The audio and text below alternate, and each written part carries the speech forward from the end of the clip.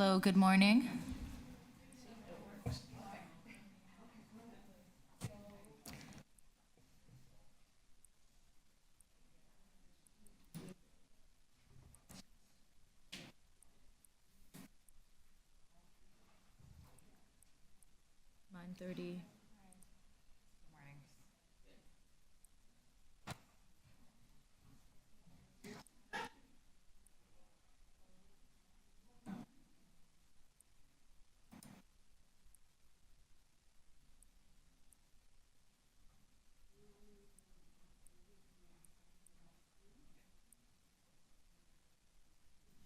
Good morning, everyone. We are ready for the meeting.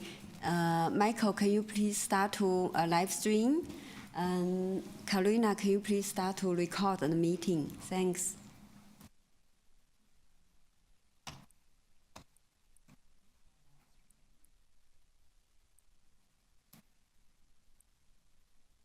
Okay, all right. Good morning. I'm Councillor Parthy Candival. I'm the chair of the City School Board's Advisory Committee. The clerk has confirmed we've got quorum. So I'd like to call meeting one of the City School Board's Advisory Committee to order. Welcome, everyone. This meeting is being held with committee members and staff participating both by video conference and in person at City Hall in Committee Room 2. Members of the public may also attend in person or observe the meeting on YouTube. I ask everyone for their patience today with any delays or technical issues. A few reminders. Staff, please keep video turned off unless you're speaking or answering questions. Members and staff, please keep your microphones muted unless you need to answer a question or speak. Members, if you wish to speak, raise your hand or unmute your mic and let me know. I also remind members that if you have any motions or any of the agenda items, they must be submitted in writing. It can be emailed to the committee at sbac@toronto.ca. Although we are in different locations and meeting remotely today, the committee would like to acknowledge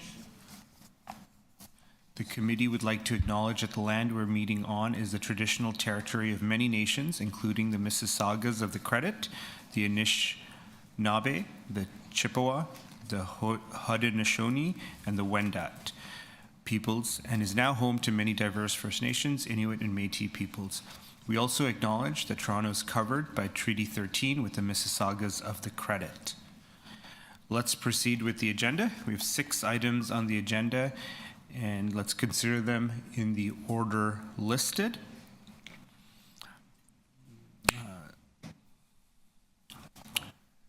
Drawing a blank. Do I have to put the first one on the floor? Or, yeah. Mr. Chair? Yeah. I don't know if this works. Yeah, it is working. Mr. Chair, I think that when we spoke, I had 2 other items that I would have hoped that we would at least sometime get to. And I also have a motion, and I'm not fast enough to know where to send it to. So if somebody could give me a little email. Staff can help. It's sbac@toronto.ca, and those 2 items are going to be in our key priorities discussion. Okay, perfect. Thank you so much. Okay, I don't have to say it to put it on the floor or anything. Okay, gotcha. So our first item is 1.1, welcome remarks and introduction of members and staff. Welcome all to the first meeting of the City School Board's Advisory Committee. My name is Parthy Candival. I'm the chair of the committee. The mandate of this committee is to improve information sharing and coordination, identify issues of common concern, problem solve together, better coordinate program planning, and streamline administrative processes. Provide advice to City Council on ensuring schools are safe spaces, and overall create a platform for the City of Toronto and the 4 school boards to work together more productively. I'd like to welcome our representatives from the 4 school boards. From the Toronto Catholic District School Board, we have Trustee Maria Rizzo. From Conseil Sauclair Viamond is Trustee Genevieve Auger. Auger. You can also just say Viamond. Viamond. Okay, thank you so much. Joining us remotely is Trustee Yalini Rajakulasingam from the Toronto District School Board. Trustee Nathan Chan from the TDSB sends his regrets, as does Trustee Ria Deschamps from Mont Avenir. My fellow City Councillor John Burnside is unable to join us today. From the City of Toronto, we have staff joining us from Social Development, Finance and Administration, Toronto Public Health, Parks, Forestry and Recreation, and City Planning. From the school boards, we have staff from the TDSB and TCDSB joining us today. I welcome you all. As it's our first meeting together, today's agenda will focus on a discussion about the priorities for this advisory committee, deal with some procedural matters, and setting future meeting dates, and receive a presentation from the Toronto Public Health on the Student Nutrition Program. Welcome, everyone. I look forward to a productive and wonderful meeting. Maybe at this point, I could ask the members who are online and in person to introduce themselves, say a bit about themselves, and whatever you'd like about the committee, perhaps. Genevieve? Sure. So my name is Geneviève Auger, and it's also Genevieve in English, and that's okay. I realize it's a long name for Anglophones. And I am both the trustee for the west side of Toronto. We have 3 trustees in Toronto, so our zones are quite big. I think I've got 7 or 8 wards, some of which I visited on bikes, some I needed a car for. And we represent the public French school board, and our territory is very large. It goes from Trenton to Windsor, and as I was mentioning to our chair, it's twice the size of Belgium. So we have about 13,000 students over a very large territory, so that leads to many challenges.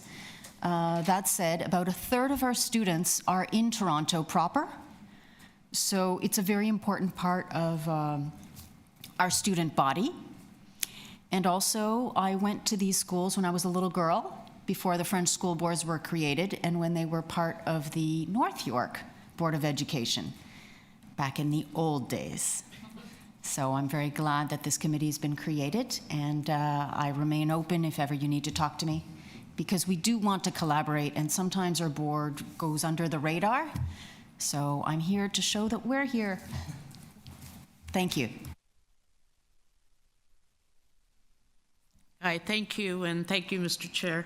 I just have to say something. So in the old days, when I started, I was a trustee on the North York Board of Education. So our paths meet in very weird ways. That's where I started, actually, in education, before I even had children.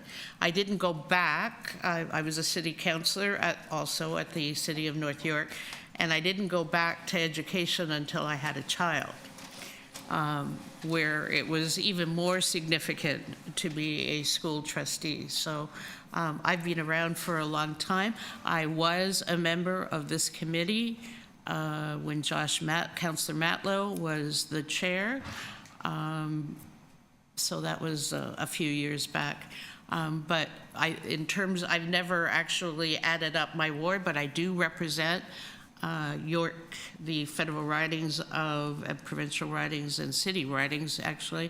I don't know what they're called in wards for the city, but I represent Willowdale, York Centre, and Eglinton Lawrence, and I'm sure it's at least one country.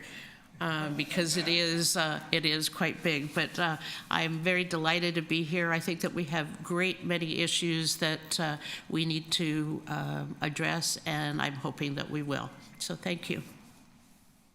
Excellent. Thank you, Trustee Rizzo. Trustee Rajakulasingam, are you online? Yes, I am. Can you hear me? Yes, we can. Go ahead. Good morning. Good morning, Chair, Councillor Candeville, Trustee Auger, Trustee Rizzo, members of staff, members of the public. It's a pleasure to join here at this table for such a critical conversation. My apologies for not being there in public, in person. I'm out of the country for a family wedding. It's currently 10:30 p.m. where I am, but I know that this is a really important conversation and didn't want to miss it. So my name is Yalini Rajakulasingam, and I represent Ward 21, this TDSB Ward 21, and the City Ward 23, Scarborough North. So the councillor that I work with is Jamal Myers.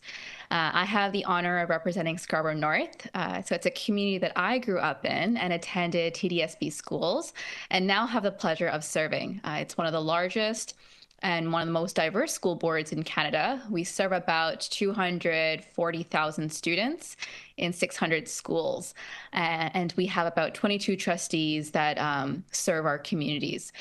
So the ward that I represent, many of our families are from the low middle income bracket. I serve a large number of newcomer families that speak a language other than English at home. And I also represent a part of Malvern. So I see at first glance systemic barriers impacting Indigenous and Black students, as well as inaccessible engagement and communication that newcomer families face.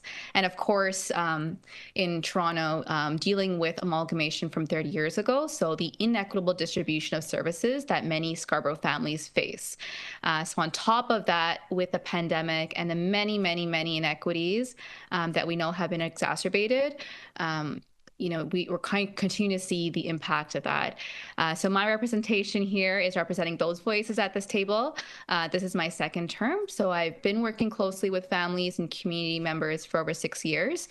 And as a board, at the TDSB, we have been advocating for a number of issues that I think relate to this table, including food insecurity, childcare, youth programming, youth employment, and the need for mental health resources. So I'm looking forward to collaborating with everyone at this table to see how we can support children and youth.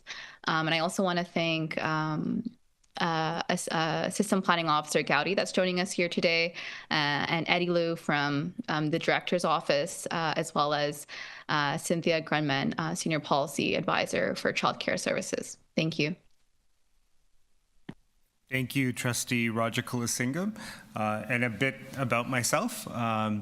I previously served on a school board, Toronto District School Board, representing the same ward, Scarborough Southwest, for 8 years, and through a remarkable period in that second term of 2018-2022, where we, of course, had to deal with once-in-a-century challenge of the pandemic. And as part of that experience, I chaired the budget at the school board as well as the director search committee, and have many good memories working with Trustee Rajakulasingam, Trustee Shan, who are on this committee, and other colleagues over those 8 years. A very profound impact on my life and development, and has helped me better understand the intricacies of the complexity of serving the city of Toronto. And I know during my time in those 8 years, we saw many areas of intersection between the city and the school board. So I'm very thankful to Mayor Olivia Chow for initiating this, or reconstituting the City School Board's Advisory Committee to better facilitate those subtle, nuanced, important discussions that important institutions collaborate to serve our city, where we see such disparity and need. So this is a welcome move from our institutions to work collaboratively. So I'm looking forward to our discussion, especially on our key priorities. And I'll say share some opening remarks in regard to the 4 priorities that we've outlined, and open the floor for discussion. As we know, the City of Toronto and local school boards are important locally elected governments that share constituencies and are partners in achieving important public policy goals. There are many overlaps in our work together, and it's important that we continue to collaborate and improve our working relationships. For this City and School Board Advisory Committee, I'm suggesting 4 main priorities of focus, which are up on the screen. Or it'll soon be up, but it'll be childcare, addressing youth violence, schools as community hubs, and student nutrition. As we all know from our conversations in our communities and in our institutions, childcare is a big priority and requires considerable discussion and collaboration to address the considerable need within our community. So staff from Children's Services, for example, meet regularly with school boards to jointly plan and problem solve matters of childcare. To address youth violence, something that I know has acutely punctured many communities, especially in the year 2022, we saw incredibly heartbreaking examples within 2 schools on TDSB property, and this was following 15 years. I think the last, unfortunately, homicide on school board property was in 2007, and many of you in this room will remember the rightful outcry and attention the Jordan Manners death received, both from the province, the city, and school boards. And for 15 years, we thankfully hadn't seen that. And unfortunately, in 2022, we saw Jaheim Robinson and the other names, David Mary Thompson and Woburn, which is my old high school. Unfortunately, tragically, young lives were lost. And that was important to so many conversations in the East End on how our institutions can address preventing youth violence. As part of that, the Toronto office, City of Toronto, and the TDSB have embedded staff in the Office to Prevent Violence, and both the TDSB and TCDSB have adopted SAFE-TO, a community safety and well-being plan. Staff regularly share research and expert advice with one another on school safety and student well-being. The third item regarding is on-site planning. Site plan approval, real estate matters, including schools as community hubs. Staff from Toronto City Planning, Parks, Forestry and Recreation regularly meet with staff from the school boards on items related to the use of real estate and parkland space for recreation programming, development review processes, consulting with one another on secondary plans for growth areas, and more. Also, today we'll receive a presentation from the Toronto Public Health on student nutrition, who work closely with TDSB, TCDSB, and their foundations to fund hundreds of programs across hundreds of schools. So we'll be able to dive deeper in their presentation in this meeting. I know there are many other topics to address, and many of them may fit under these 4 broad ones. It's important to have scoped and specific priorities. I want to underscore that, given our context and mandate as an advisory committee, that we are diligent and prudent in our areas of focus and priority to allow us to make progress. I'm keen to hear from my colleagues at the school boards about these priorities for this advisory committee. So I'll open the floor for our members to initiate the discussion on these 4 areas of priority. And so members, please raise your hand or come off mute and let me know if you'd like to speak. And as members gather their thoughts, I'll share for the public in the room and those watching on YouTube the 4 priority areas that we're looking to have our discussion are childcare, addressing youth violence, schools as community hubs, and student nutrition. So Genevieve? Thanks very much. Can you please remind me? Genevieve, but you can say Genevieve. Genevieve. Okay. It's also a very popular name in Britain. Of course. Thank you. Go ahead, Trustee. So, okay, first of all, about childcare. childcare is hugely important to have French-speaking daycares so that our families have access to a continuum of services in French.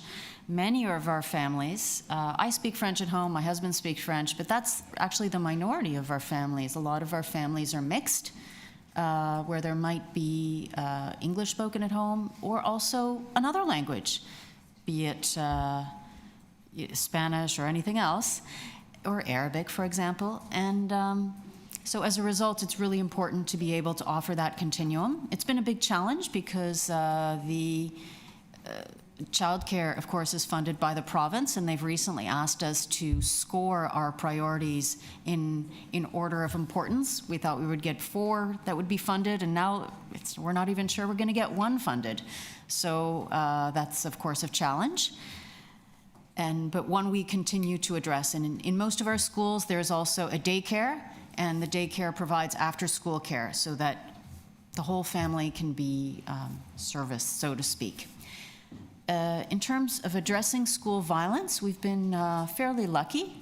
Trustee Auger, I was just remiss to provide some structure, and I was thinking perhaps for the benefit of focus that we do 1 item per, and sorry, I should have mentioned that earlier. So Very well. We can discuss childcare, and then we'll go to addressing youth violence, followed by student nutrition and schools as community hubs. And I also remind members, if there are questions members would like to ask staff are available as well on these items. So just an FYI. Trustee Rizzo? Yeah, I just want to inform the members of the committee, Mr. Chair, that I'm not sure if one of our staff members is actually online, but we do have our superintendent. I'm not good with titles. His name is Michael Liberto, and he is with our Planning and Facilities Department. He's superintendent, and if there's any questions regarding Toronto Catholic District School Board, he is here. We also have the head of our Angel Foundation, Mr. John Wujek, who was also here, who, yeah, they're right there. If there's any questions regarding the Angel Foundation and the food nutrition program, they're available to respond to any questions. And I'm not sure, but maybe Michael could tell me if Milka is on the line. She is? Yeah, and Milka, who is also with our superintendent with us, is also on the line. And Milka will have to tell us what her last name is, because I don't want to bastardize it any worse than it already that I already have. So it's a difficult name to pronounce, so I can't do that.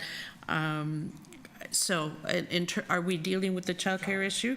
So it's very timely, and I'm very interested to hear, and I have no idea if the French Catholic is in the same position as Toronto, as the French public is, but in the newspapers and in the media lately, you've seen that both the Toronto District School Board and the Catholic District School Board have been in a ongoing battle with the Ministry of Education around funding childcare centers that were approved and promised by the provincial government in 2017.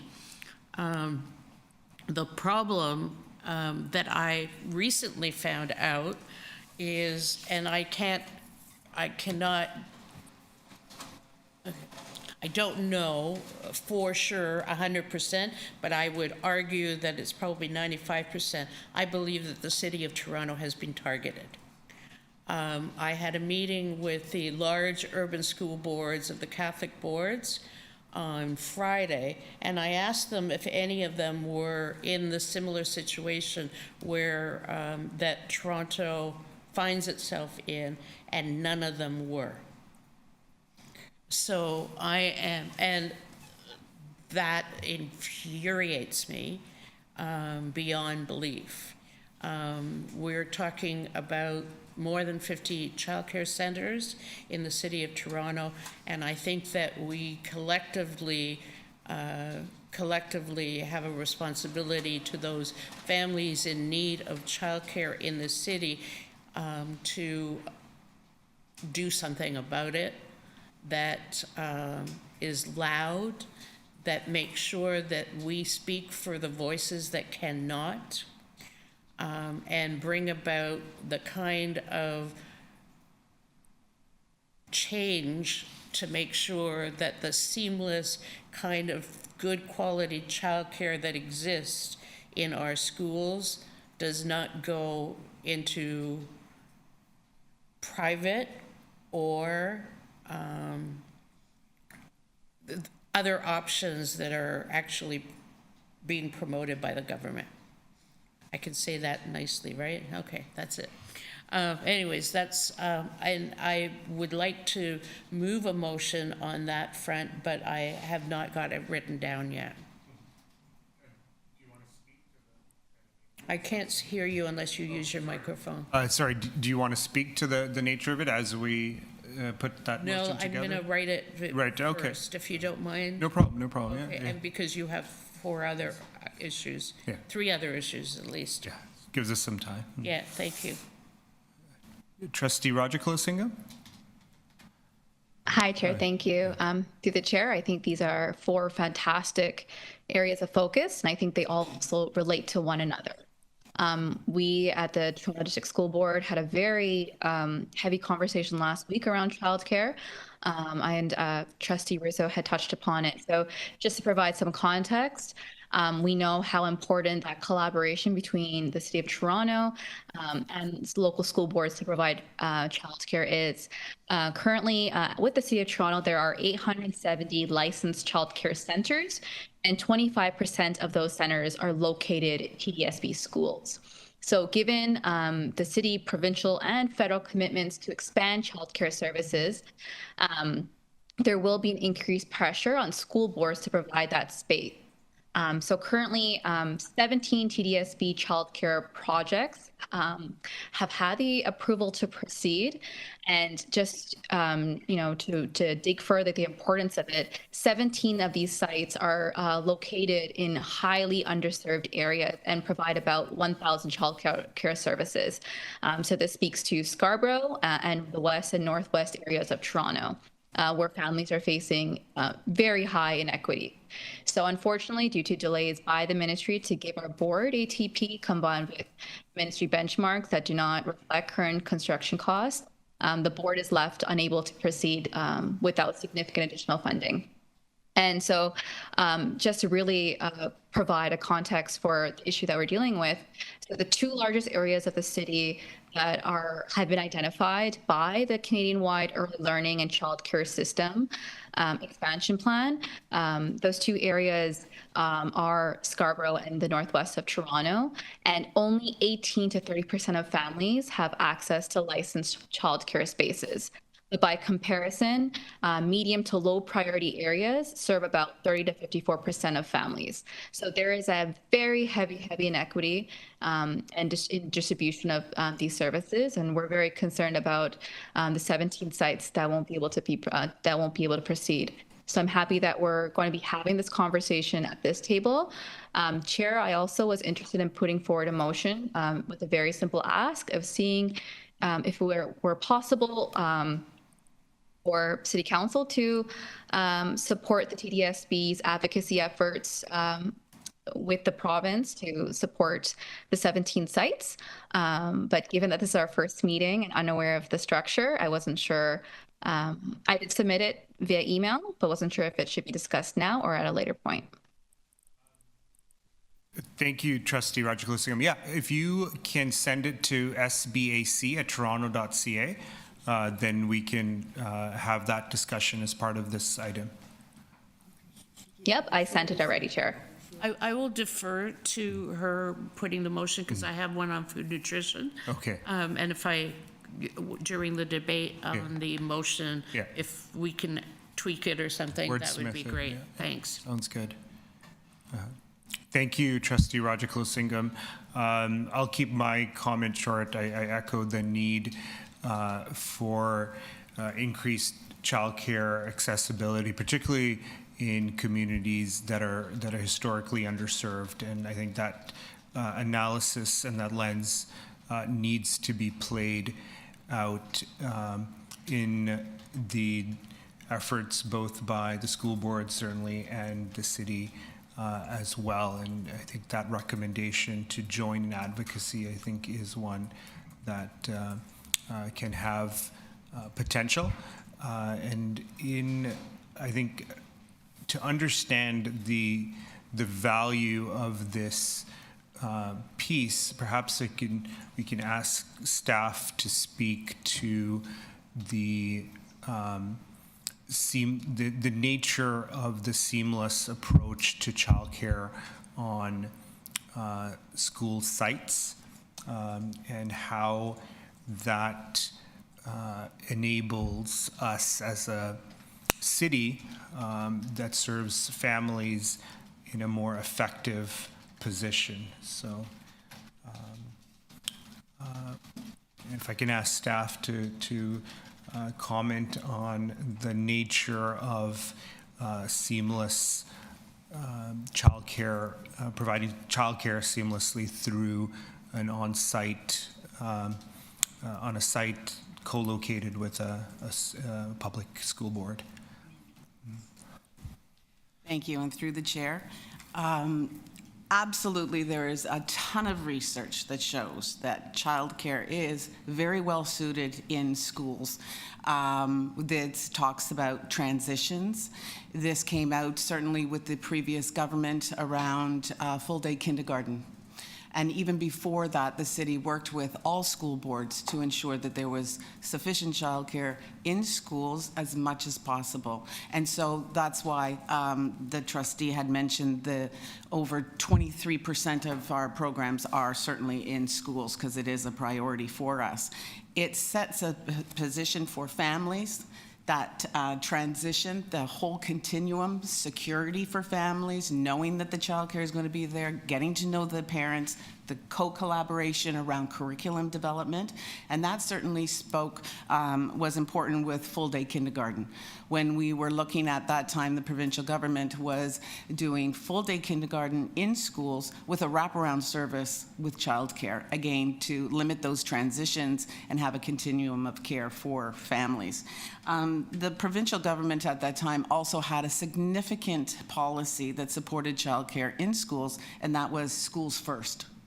So they directed school boards and children's services to, where possible, put childcare in schools, because it makes sense developmentally for children, and certainly a sense of security and addressing stress for families. So it deals with inequities because schools are located everywhere in inequity areas. The school is the best place to put childcare. It's already there. So we've worked very hard in making sure that families know where childcare is. It's located within the walking distance of their homes, because that's where schools are placed. So we've done a really good job with the school boards. Most of our schools have childcare in it, but of course there are some that are still in the process and discussion with school boards and the provincial government. So hopefully that answers your question. Yes, greatly. Thank you, Karen. If there's any other, if there aren't any other, perhaps around two comments, discussions. Questions? Okay, go ahead, Trustee Rizzo. Through you, Mr. Chair. I think it was 2016, 17. I don't really know the dates. I could be wrong. So the City of Toronto actually gave us funding, gave the school boards funding for childcare centers. I know we have at St. Stephen's, St. Columbo, St. Maurice, St. Roch, St. Barnabas, St. Bartholomew. Do you know if there is any contribution from the City of Toronto to create and establish childcare centers? Not that I believe that the government should be let off the hook. I'm just saying we're in a fix. We have 5,000 spots.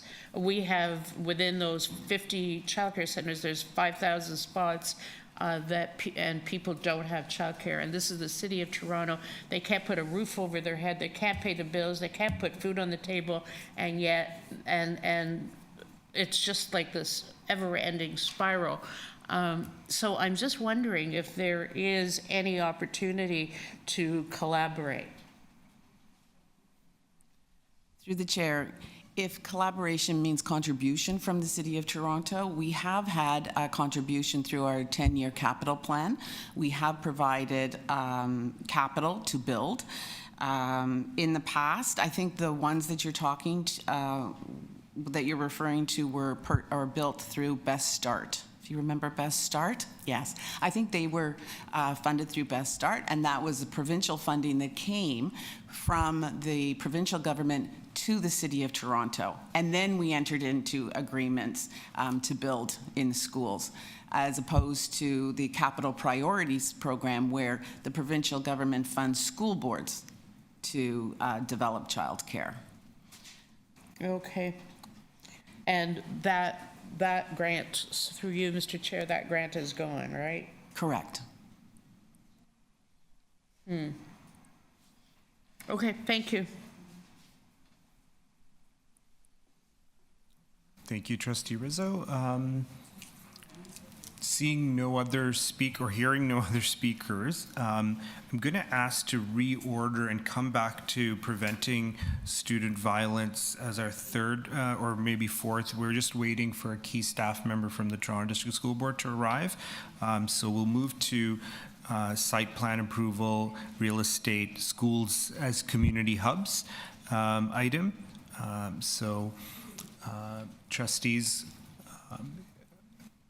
who are interested in asking questions, sharing their thoughts on this priority of schools as community hubs, please let me know if you'd like to ask questions or share your thoughts. Trustee Rizzo? Yeah, thank you again. So recently, the school board did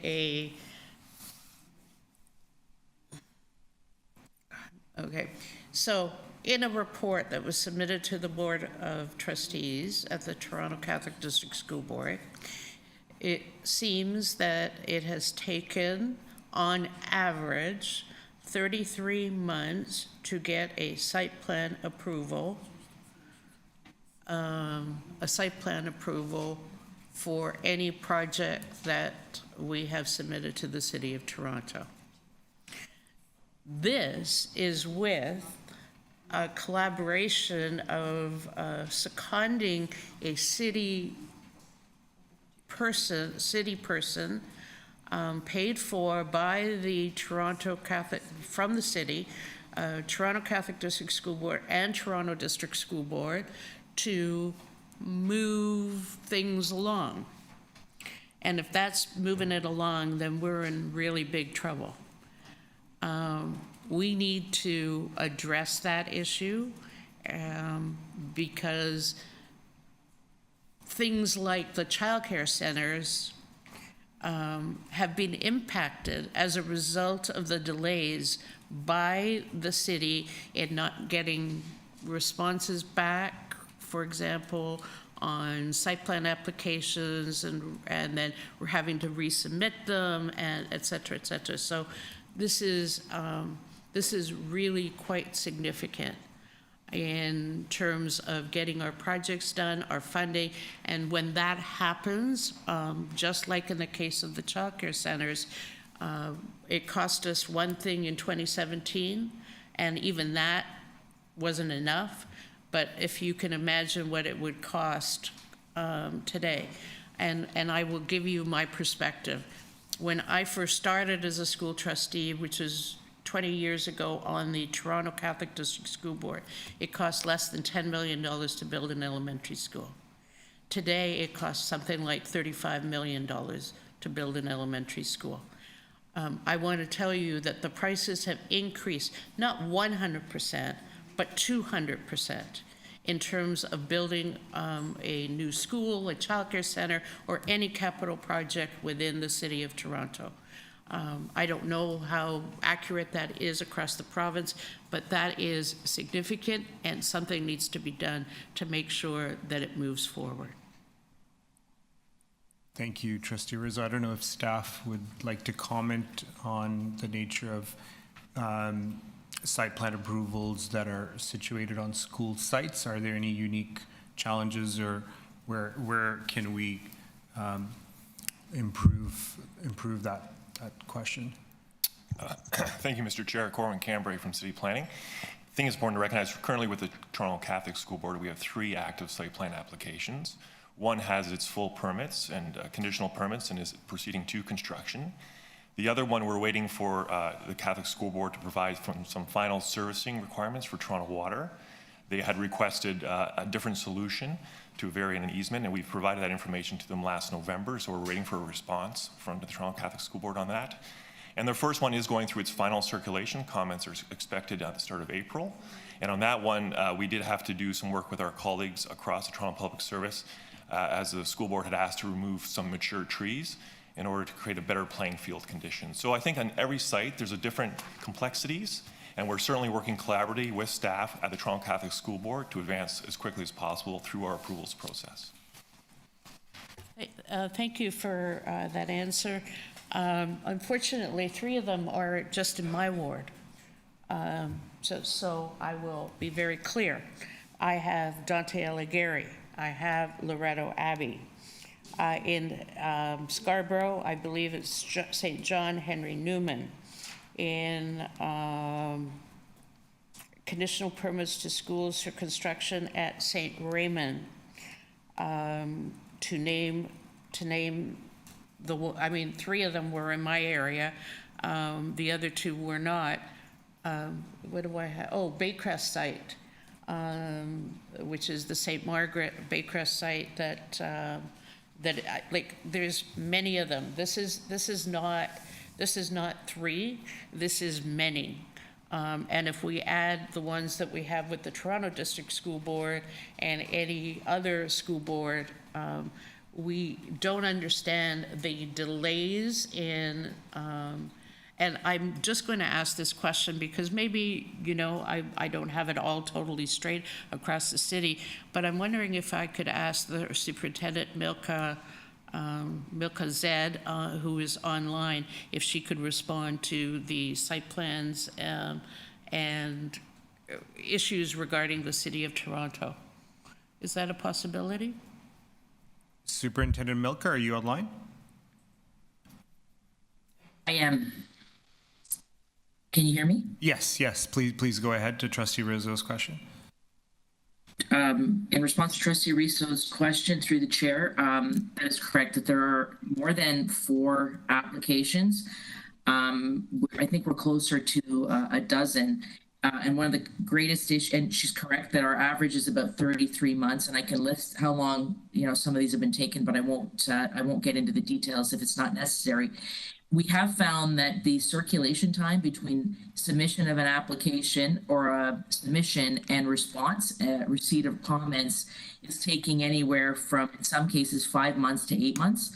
And then we're turning around, you know, a resubmission. But that lag between the submission and receipt of comments has, since COVID, definitely been in the area of several months. Okay. Thank you, Superintendent Milka.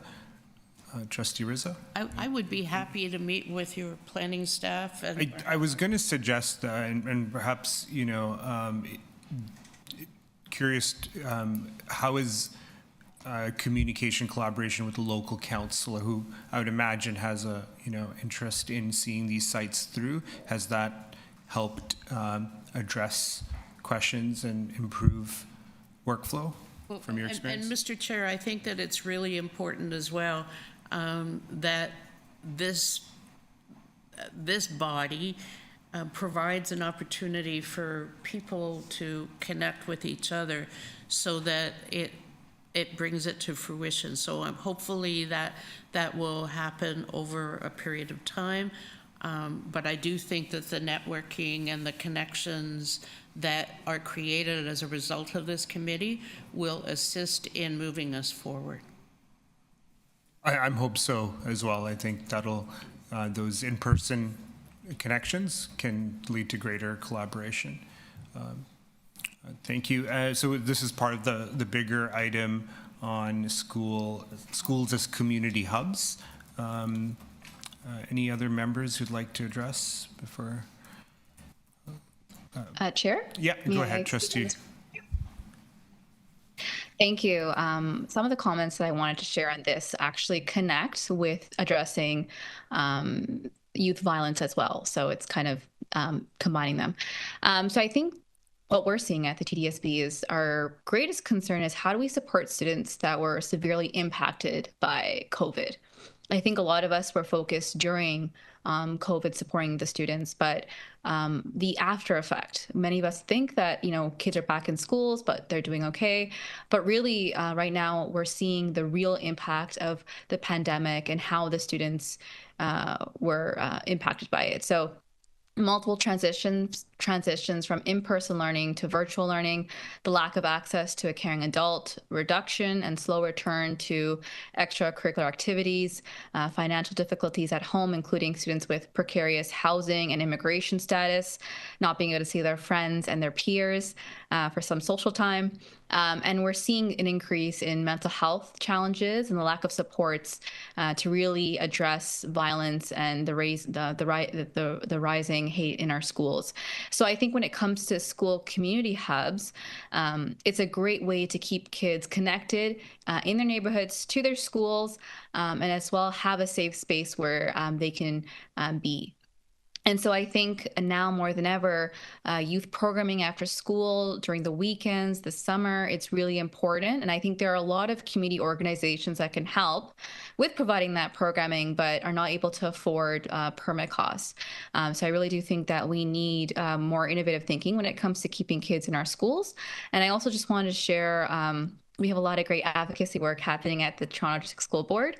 So recently there was a letter that we jointly did with the Toronto Catholic School Board to support the Toronto Youth Cabinet's asks. And that is allocate $3 million towards the creation of 15 more enhanced youth spaces and youth hubs.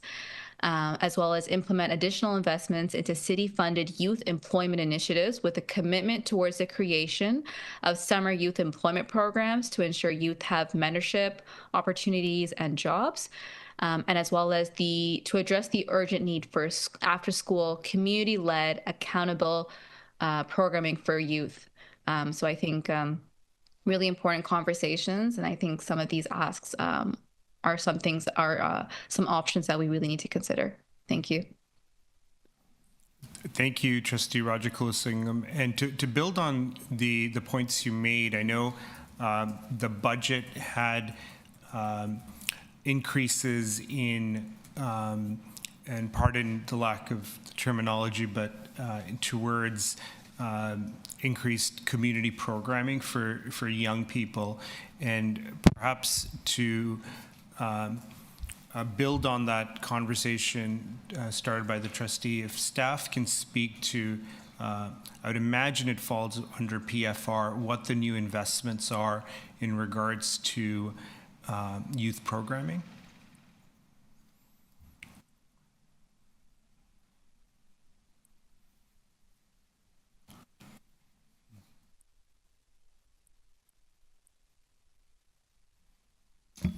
Through the chair, so we've recently received an investment of $2 million.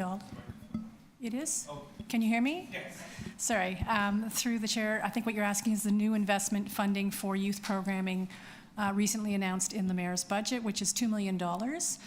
We're looking at an additional 10 community recreation programmers in 10 neighborhood improvement areas at locations to provide locally responsive programming, engagement, leadership development, employment readiness, and a variety of programs.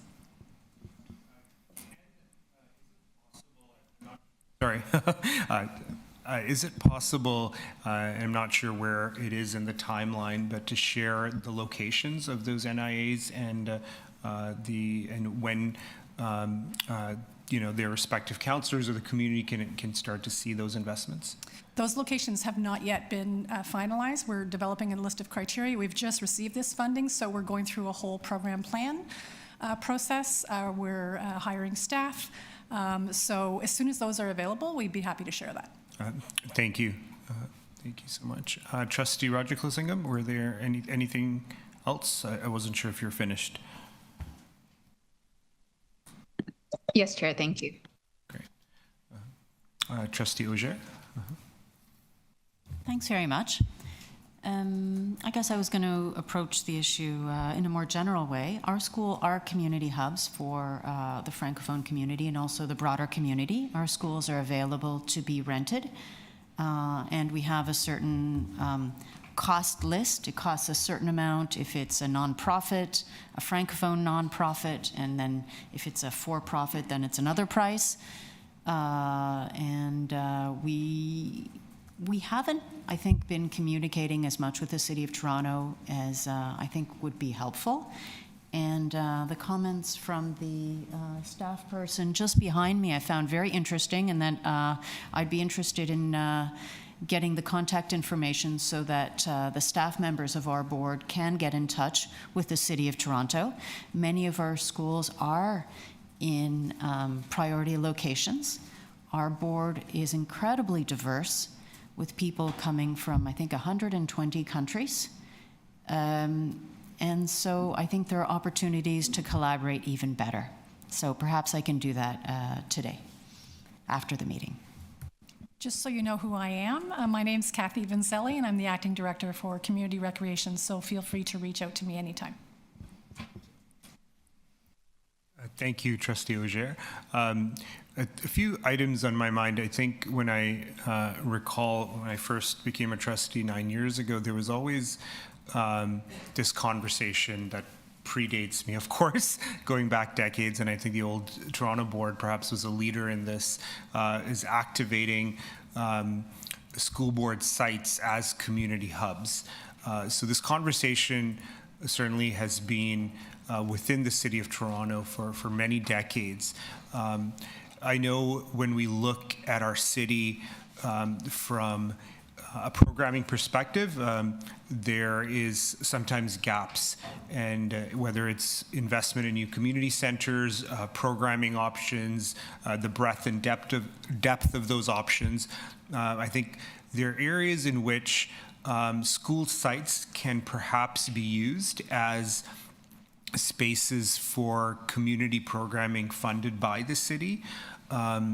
And I'm curious to staff whether we have any examples of where city provided or city run programming on a school site, and if not, what are the challenges, or how can we see that? Because we've got in areas that are, quote unquote underserved, then if the only barrier to providing increased programming, especially in areas where we saw, as I referenced earlier, in terms of where we have had cases of student violence, how can we see that reality when our school board staff are willing and able to make those spaces? So let's say it's a school gym, right, to run an after-school volleyball program. But as we know, the school boards are funded for certain objectives, whereas we, as a city, have that ability to programming. Is that, are there any challenges towards delivering city programming on school board sites? Currently, we operate out of approximately 70 schools, so we already do that. We run a variety of different programs out of various schools. So I don't have them all, listed, but I'd be happy to provide locations and what programming is available. But yes, we currently run out of about 70 schools.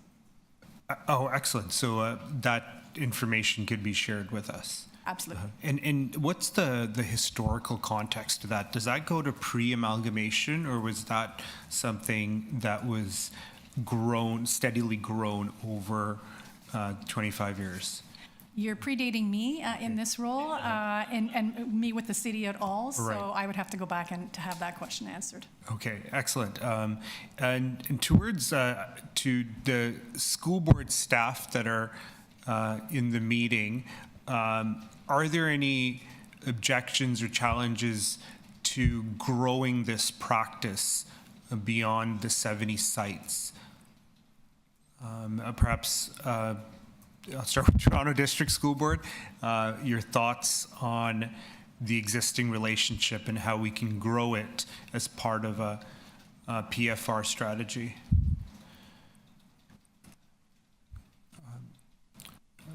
Andrew, I don't know if this is your bailiwick, but your thoughts?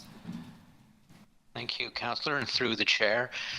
I think use of school board sites to serve city needs requires ongoing and regular communication, and there are some regular communications that are already in place, and it does require the adherence to these exchange of information.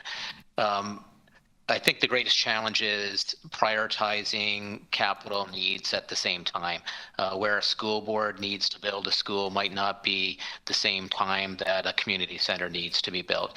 But it's through that regular communication that the different organizations are able to prioritize their needs. I think a recent example in the Toronto District School Board is the rebuilding of Davisville Junior Public School. And by communicating with the City of Toronto, we were able to identify that both organizations had needs. The city had need of an aquatic center. We had need of a larger elementary school. And both groups were able to get funding in place to allow the two facilities to be built. Now, timing is an issue, and the school was built and occupied before the aquatic center, but we were able to identify land that was available for the pool to be built independent of the school. So that's just a recent example of the collaboration that's required to make these projects successful. Thank you, Andrew, and I appreciate that. Helps us better understand the capital side. From an operating side, and I don't know if this is too niche an example, but if, say, City of Toronto because you're familiar with my ward, if the city wanted to run an after-school volleyball, just to stick with that example, at Samuel Hearn after school, logistically, operationally, are there challenges with city staff accessing the site? Would this require funding from the TDSB, or would the existing caretaking staff be sufficient to allow city staff to enter the site and to deliver the programming? What are the logistical pieces? Through the chair, we do have a permit department that manages access to our facilities before and after school. And by working with our permit staff, one can determine if the appropriate facility is available, given a gym or a cafeteria or whatever space is in demand. So funding is required to support use of space after school hours. The vast majority of our buildings are open to permit. We do have some circumstances where we don't have after-school permits, such as sites with a single caretaker on them. But the larger facilities all offer permit. Of course, there's other groups that are accessing space in schools after school as well. So it might be that the space that's in demand, like the gym, could be already committed to another group. Excellent. And I'm hoping that we offer, the TDSB, the school boards offer the lowest rate to the city. Is that the case? Through the chair, I believe that's the case, but I would go back to our manager of permits to find that out for the committee. Okay, no need for today's meeting, but I think that would be good to round the bases and come back to it. I think that's a important thing to confirm. I think, part of this conversation is some of the initiatives the mayor has made as part of the budget in regards to how families register for PFR, and maybe staff given the theme of equity and access in this conversation from a variety of spaces, if staff can speak to the changes that are coming to for children's programming registration. Yeah, sure. Through the chair, we are currently in transition to turn over to our registration system to a brand new system, ActiveNet, that we are looking at launching that system in November. I don't have all the details on how that is in front of me, on how that will facilitate equity in that sense. But yeah, we are in the process of creating our new registration system that hopefully will be easier to navigate for parents and children, parents of children. And part of that, and please correct me if I'm wrong, my understanding is from the budget, is that families that are not tech savvy to be up at 7 a.m. and to register their kids, there's going to be opportunities for them to register in person, and allows for a more reflective representation of the immediate community at the whatever programming is being offered at that local community center. Is that correct? That's correct. We have 5 locations that always hold in-person registration, one in each of our operating districts. So yes, that is correct. And we do also offer educational, workshops. We offer, advice to people who would like to learn more about how to register. Various community centers. So if that's something someone requires, they can certainly reach out to the staff at each local community center to ask for some assistance. Okay, good to know. So for clarity, are we expanding those 5 sites? Are we making a system change, or is it for the fall? Will it be the status quo, which is online registration only? Right now, it's status quo with those 5 sites because there's always people who require that assistance. I have no word that will change. Okay, so that's something perhaps to follow That's correct. to follow up on. I may have misunderstood the intentions that were shared in the budget. Thank you. Mr. Chair? Oh, sorry, Trustee Rizzo, go ahead. Yeah, so it's rizzo, like pizza. If you could say pizza, you could say rizzo. Rizzo. All right, thank you. Yeah, before, it's always going to be rizzo. Okay, so I'm going to piggyback just 1 second.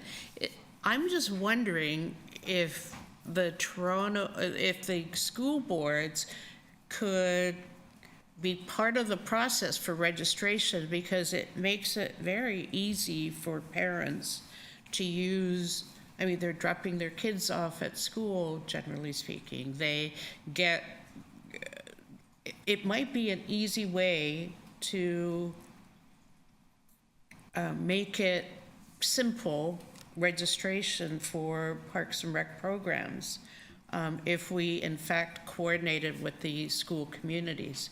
I'm wondering if any thought has been, I know that's probably too late for this year, but I'm wondering if there's any thought around collaborating.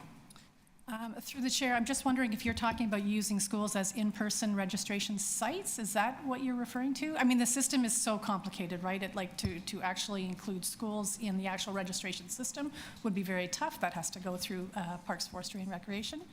So I guess I just need some clarification on how schools. Well, I guess if you have a location and they go to a community center or the North York Civic Center to register their child, I'm wondering if there's something that we could do that makes it, you go to your local school and you sign up for your recreation programming.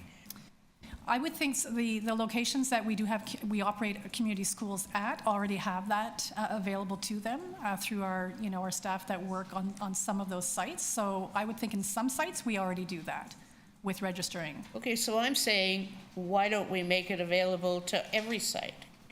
And I don't know, it's complicated. I'm not suggesting that it's not, but if children's registration and bringing more kids into the fold and making it more accessible, it just seems quite reasonable to use that format. And again, I appreciate the timelines for this year, but I'm wondering some thought can be put into making that accessible through schools. Yeah, I mean, it's a conversation we can have. We would need staff on site. We don't have the available staff at this time. There would need to be We're funding. saying maybe there's school site staff that might be able to do it. I don't know, there's some kind of collaboration I think that we could probably work it through, and I think it makes it accessible and universal across the city. I'd be happy to take that back for consideration. I agree, Trustee Rizzo. Did I say it right? Rizzo? You got it. Okay, excellent. I agree, Trustee Rizzo. Today's our first meeting, and we're setting the priorities, and I share, the same sentiments, and I think we follow this up offline and come towards our next meeting with Perfect. something more. That'd be wonderful. And I also do want to loop back with the mayor's office as well, and look at I know that question of accessibility is paramount with the mayor, so something we come back with a little more. Yes, that's perfect. Structure. Thank you. Thank you to both of you. Mr. Chair, I also have Superintendent Michael Liberto who wants to speak to the permitting issues that you referred to. Excellent. Thank you. Yeah, just come on there. Yeah. Thank you. Sorry, it's Michael Liberto. Thank you, Michael. Perfect. Thank you. Thanks, Trustee Rizzo. I think Mr. Gowdy certainly highlighted some of the, two issues. One, in terms of there seems to be an incongruency between the ministry's capital process and some of the capital planning we want to do with the city in terms of co-locating. So I think that's something for us to take back and see where there's an ability to perhaps smooth that out. From a permitting perspective, we certainly, from the Catholic Board, have a lot of city permits running in our facilities after hours, as well as a lot of ARC before and after programming. But we're always looking for opportunities to increase services, given that both the school board and the city certainly serve the same population. And following up on that, there's also perfect examples of community collaborations within the City of Toronto, Bishop MacDonnell. Please forgive me, I don't remember the Toronto Public School name. Sorry, it's the Canoe Landing Project. So Canoe Landing Bishop MacDonnell, Jean Lum, and the Canoe Landing Community Center. And I think that there's opportunities, if we could, with like Toronto Lands Corporation, which is part of the Toronto District School Board, the Toronto Catholic District School Board, and the City of Toronto to do that in the future as much as we can, because it's really, I'm all in favor of doing that. And by the way, I was so pleased that in the mayor's budget, it was a youth-friendly budget was adopted that brings about more community hubs, especially in areas like Scarborough and Northwest North York and Toronto. I think that it's, and I was very honored to be able to support that motion at our board, as did the Toronto District School Board. But I think that there's some kinds of collaboration that could take place to create community hubs, because not only are they efficient, cost-effective, and brings communities and governments together to service a community, but it's good for all neighborhoods across the city, not just a few choice ones. So anything that we could do to push that agenda along would be great, including, by the way, which I believe are really important, intergenerational hubs. Excellent. Thank you, Trustee Rizzo. I have a question. I'm not sure if the right staff are here. As a city, we fund community groups through grants. Are there examples of grants, city-funded grants that are provided for community groups that would like to run programming out of a school site? Thank you for that question, Chair Candoval. My name is Denise Andrea Campbell, and I'm the Executive Director. Oh, I'm over here. I'm the Executive Director of Social Development Division. We provide just under $29 million annually to community-based agencies to provide a variety of social services, youth and community engagement work and leadership work through Toronto. We have a priority on areas and communities that are under-resourced and underserved. Parts of our funding based on community initiated programs would support certain agencies who want to program in schools. And beyond that, we have also, earlier last year, we started a more intensive partnership with the Toronto District School Board, and we're able to co-host, support plan, an initiative in Scarborough in particular to try to have community agencies and schools connect so that schools can understand the variety of agencies that are out there and are interested in partnering and providing supports and programming on school sites.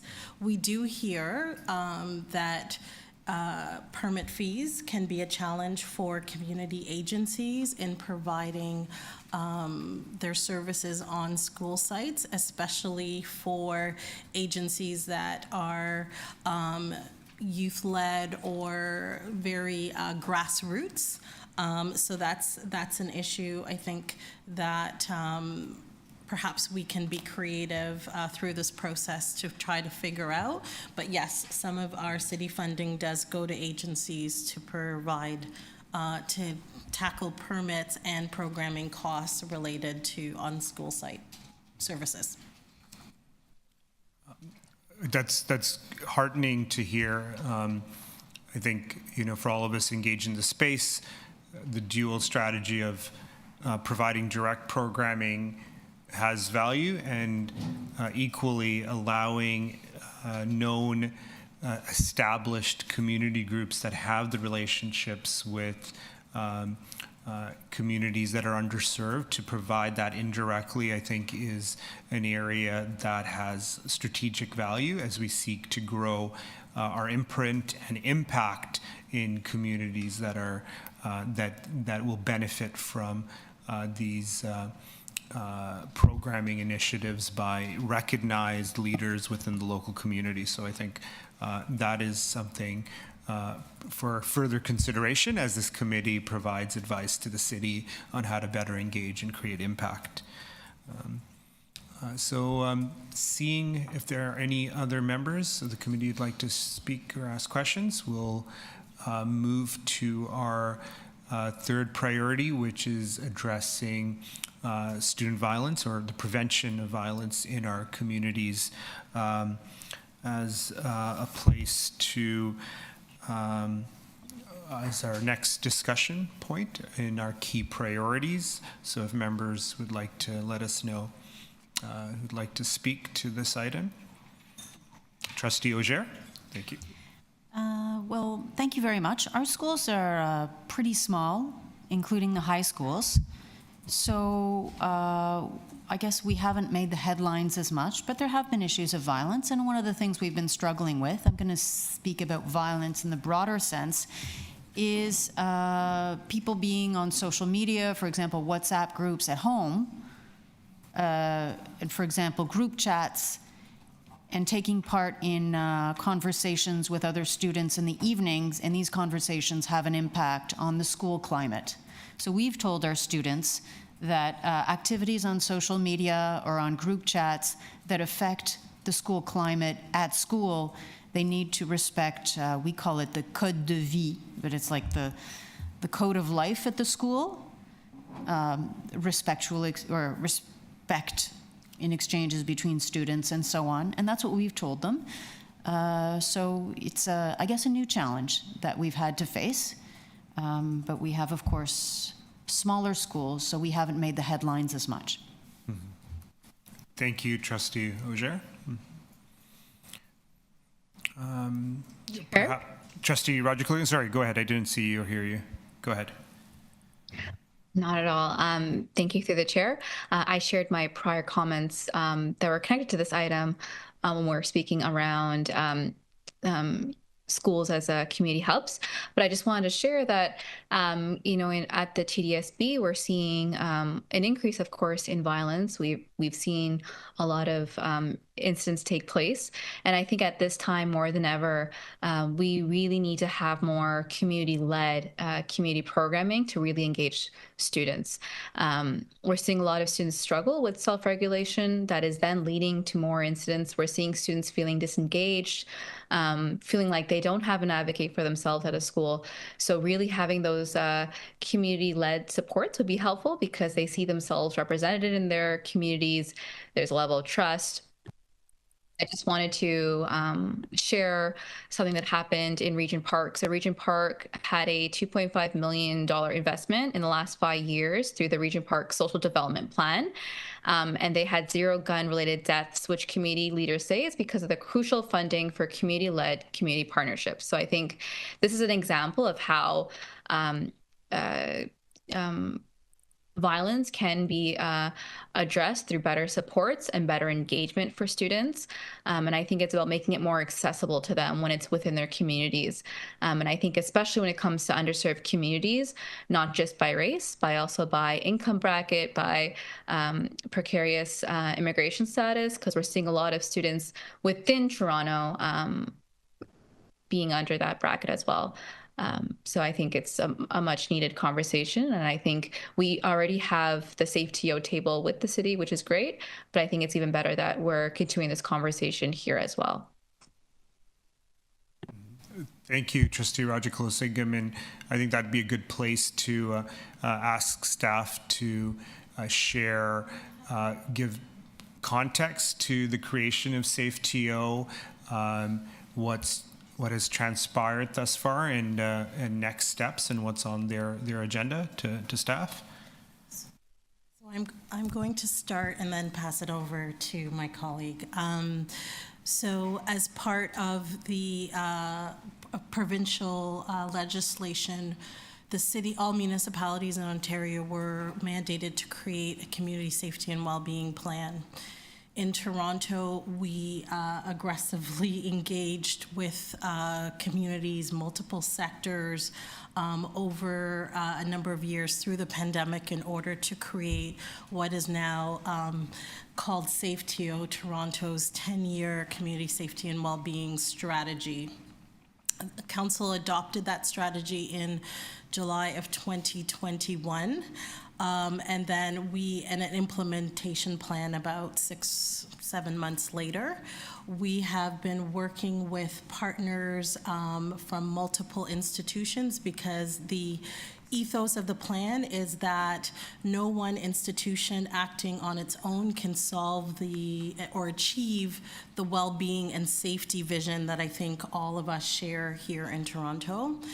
So it needs to be a multi-sector effort. It has to also focus on more prevention and intervention, so upstream investments rather than relying on reactive responses downstream and enforcement, and that it requires collaboration and support of community as part of the strategy. So there's a number of things that the city has started to do, including creating a Toronto office to prevent gun violence, which sits within my division, and that office has a number of institutional partners embedded. And let me pass this over to my colleague from the TDSB. Thank you, Denise. So just to give some further context, when we think about Safe TO, there are 7 strategic goals that we've focused upon. Number 1, reducing vulnerability. Number 2, reducing violence, advancing truth and reconciliation, promoting healing and justice, investing in people, investing in neighborhoods, and driving collaboration and accountability. And so through the newly formed Toronto Office to Prevent Violence, it's a multi-sector office that brings together school board through myself. We have Toronto Police Services represented there, Toronto Community Housing, different divisions within the City of Toronto, coming together to do joint collaboration and planning and further aligning of resources.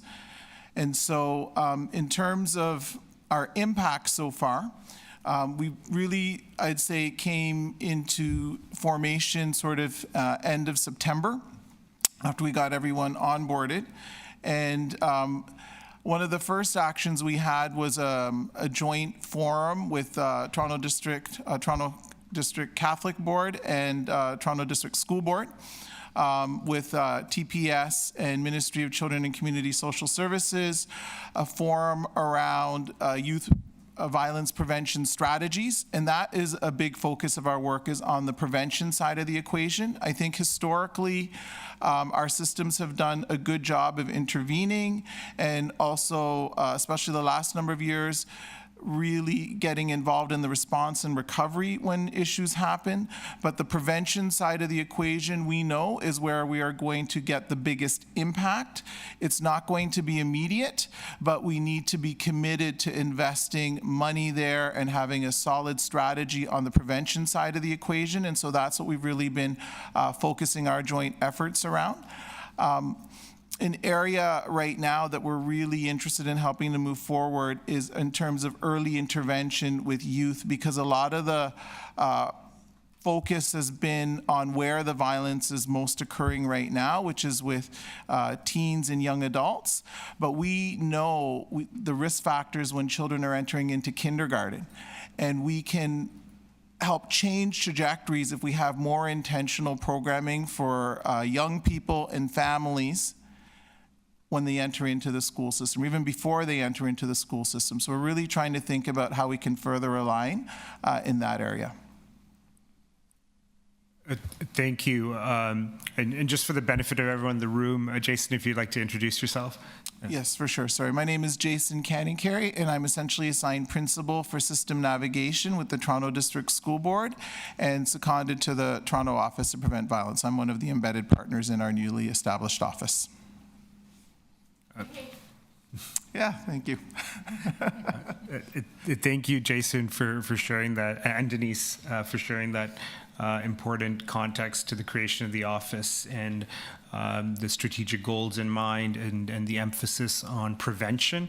I couldn't agree more. I think having seen the success and the care and consideration given to response and recovery to get to the root causes and look at a longer term strategy of prevention, I think is fundamental. And I know the city is, as per the budget, I think cares about that, and I think that will be at least a part of our work here, of course, and in advocating to the city for greater strategies that impact prevention. And I think that's something we've seen coming out of the pandemic, right? I don't think we fully have come to grips and unpacked the systemic impacts on families that had a tougher time than most during the pandemic in closer, smaller spaces, and without the supports have resulted in unfortunate circumstances. So the work coming out of that is very, very important. Are there any other questions to school board staff or city staff from members, or any other comments on preventing student violence? So I think, to better understand this and looking at our work forward, how can local counselors that are seeing, that have this concern, better understand the work of Safe TO in relation to where we're making our investments, in relation to where we know there are concerns about student or violence by young people? Thank you for the question. I think that certainly we are open to collaborate with city councilors first and foremost. So where we are spending more intentional energy and resources under Safe TO it's been important for us to have conversations with counselors so that they're aware of what is coming forward. And if counselors have concerns or opportunities and we haven't had those conversations, they can certainly reach out to social development, and we'd be happy to have those conversations. Excellent. I think that that's important for our colleagues to be aware of this office. And my last question on the nature of this work, and it's a multi-pronged effort. And how are the relationship and what is the progress and the involvement of TPS as part of this approach to the work before us? So I will start. So from the very beginning of this journey, TPS has been, Toronto Police Service has been an important partner. In 2021, then Deputy Chief Myron Demkew, now Chief, but then partnered with myself to co-create an executive leadership table that had multiple institutions that have, sorry, the table continues, but that has multiple institutions partnering, including the CDSB and the TDSB. It was one of our first efforts to try to take combine our information, figure out neighborhoods that might need extra investment and coordinated attention. And we tried some things together across multiple institutions that Jason spoke about and had success, and then continue to deepen that work. And that work is now being led and championed under the Toronto Office to Prevent Violence.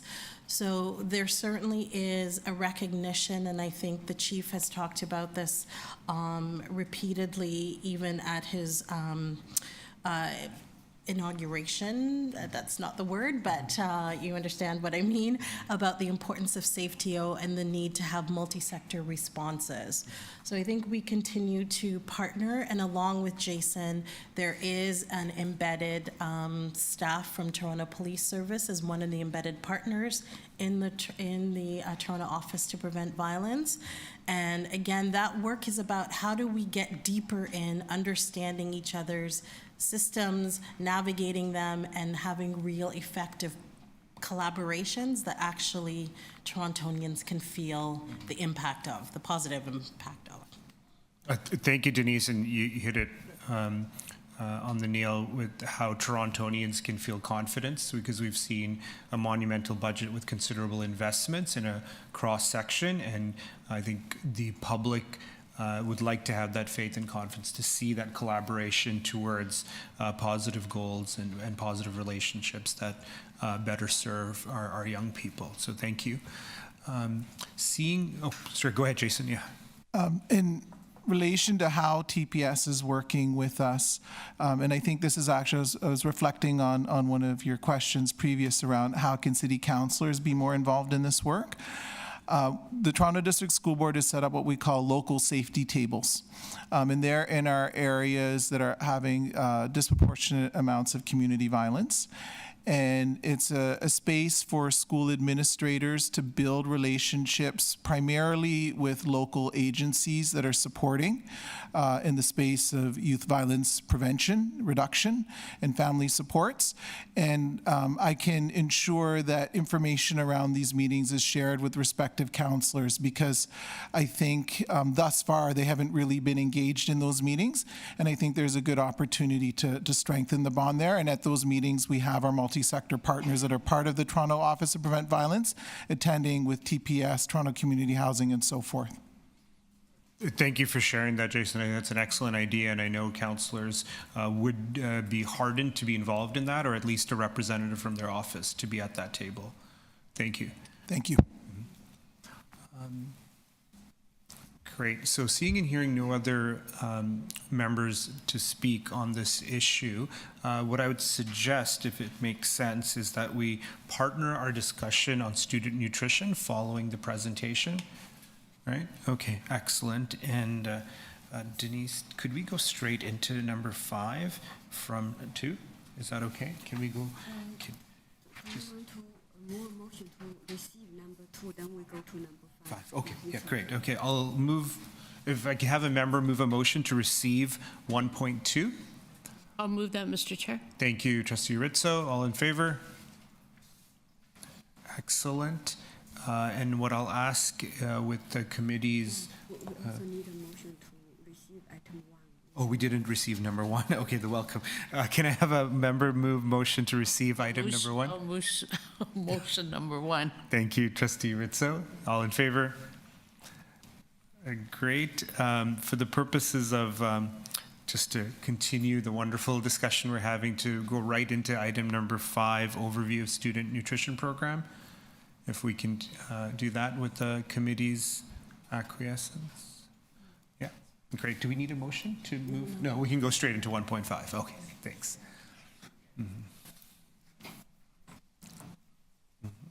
And joining us is Althea Hutchinson. That's correct. Oh, excellent. Just a moment as I prep. Presentation. If the clerks could give me permission to share, please. Sorry? If the clerks, oh, good. Oh.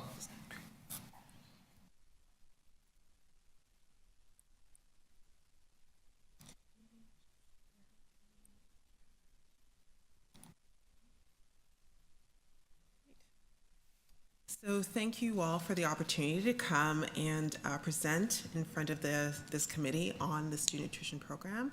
For those of you who are not aware, Toronto Public Health has a long history of working with the school boards as well as with schools. We consider them, a key partner in our ability to deliver our mandate under the Ontario Public Health standards. So again, we're just very happy to be here to provide this presentation and give you a bit of an overview of what we do and how this program operates and works. So what is the student nutrition program? So what it is basically it's a universal program that we do provide within schools and also other community areas as well. And it's an opportunity because it gives students access to safe food, culturally appropriate food, and it's really important to us because it actually speaks to the need of children who might be at risk for poor nutritional intake. It also has, other things too. It does support student learning and development over the school day. There are opportunities as well beyond feeding students within this program. It also creates opportunities for community capacity building, volunteer, as well as skill development, because we do rely upon others to deliver the program. Toronto Public Health itself doesn't deliver the program directly. We fund it and support it. And in the presentation and the documents, there is actually a video that, the video is a bit dated, it's from 2012, but it still does speak to the tenets of the program and the way the program works. I will not be showing this video just for the sake of time, but it is available to you through the posted material that you can click on it and you'll be able to view it at your leisure.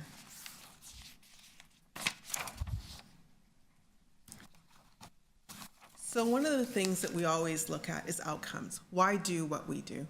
And the important thing about this particular program is it has lots, it's evidence-based, there's lots of research that talks to the importance of having a quality diet and also making sure that, children do have something to eat. These are the outcomes that are listed. I'm just going to quickly go through them for anybody who's viewing online. So it increases consumption of healthy foods. That's one of the things it does. It reduces obesity and chronic disease, and of course that is a tenet of ours within public health. It speaks to health disparities because we do try to take an equity approach towards the delivery of this program and which programs with schools and communities are funded. It also speaks to social isolation. I do remember one of our previous Board of Health chairs, Councillor Mahavik, making a comment the student nutrition program wasn't just about the food, it was also about the community and gathering together to eat and having that, creating those social bonds as you're doing that, which is something that, happens through lots of culturals. We all remember family get-togethers and other events where we get together and food is a component that creates social bonds between us. It also increased attendance and class participation, because when a child is not hungry, they're able to concentrate better. It also, and we've got evidence that shows that it can improve, and it does improve, test scores in terms of math and science, reading, and other fundamental educational things that children need in order to be successful. It contributes to reducing dropouts, as well as I mentioned before, there's skills training. The program is delivered in collaboration, not only, like I said, we don't deliver it, but it does rely upon students delivering it, parents, volunteers, and there's opportunities for people to learn life skills in actually delivering these programs. I do have a few stats. It's a bit dated, but I think it does provide some really salient points. So this is data actually that the Toronto District School Board had collected back in 2012. And what it basically did is it looked at, what was happening with students over a 3-year period if they were participating within the program. And they found that 62% were better able to concentrate during school activities. They had better performance on standard tests, as I indicated, in math, reading, and sciences. So when students ate breakfast, closer to the time they were having the test, or as opposed to eating, at home, 2/3 of the secondary students showed improvements in grade 9 student credit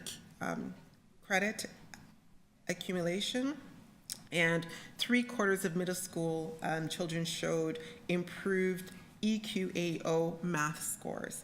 As well as 70% had improvement in terms of graduation rates and 42% reduction in secondary school level suspension rates. So just some numbers behind why we do what we do and the importance and the outcomes. We're currently going through the 2024 application process right now, so I don't have 2024 stats for you, but I do have the 2023 program reach. And generally speaking, we reached in this year. The school year isn't over, it ends in June, but we're reaching 619 school communities. We're going to be providing 820 student nutrition programs, and the reason why the number of programs is greater than the number of schools is because some schools do provide two programs as well. It isn't just one. They might provide a breakfast and then a mid-morning snack. And in terms of reach, you'll see that we're doing roughly over 227,000 meals are being served every single school day. Where are we in the city? So this just provides you with a bird's eye view of, where are the programs actually being delivered? Where are these, 619 programs being delivered? And you'll see the dots are, throughout the entire city. And there's a story behind where we are that I just want to quickly touch upon. So there was, starting in 2013 to 2018, there was a significant expansion of the program. And during that time, the student nutrition program actually moved from about 435 sites to, by the end of the expansion in 2018, we were at 609 sites. We started with 649 programs. We ended up with 801 programs by the end. The expansion was done in 2018.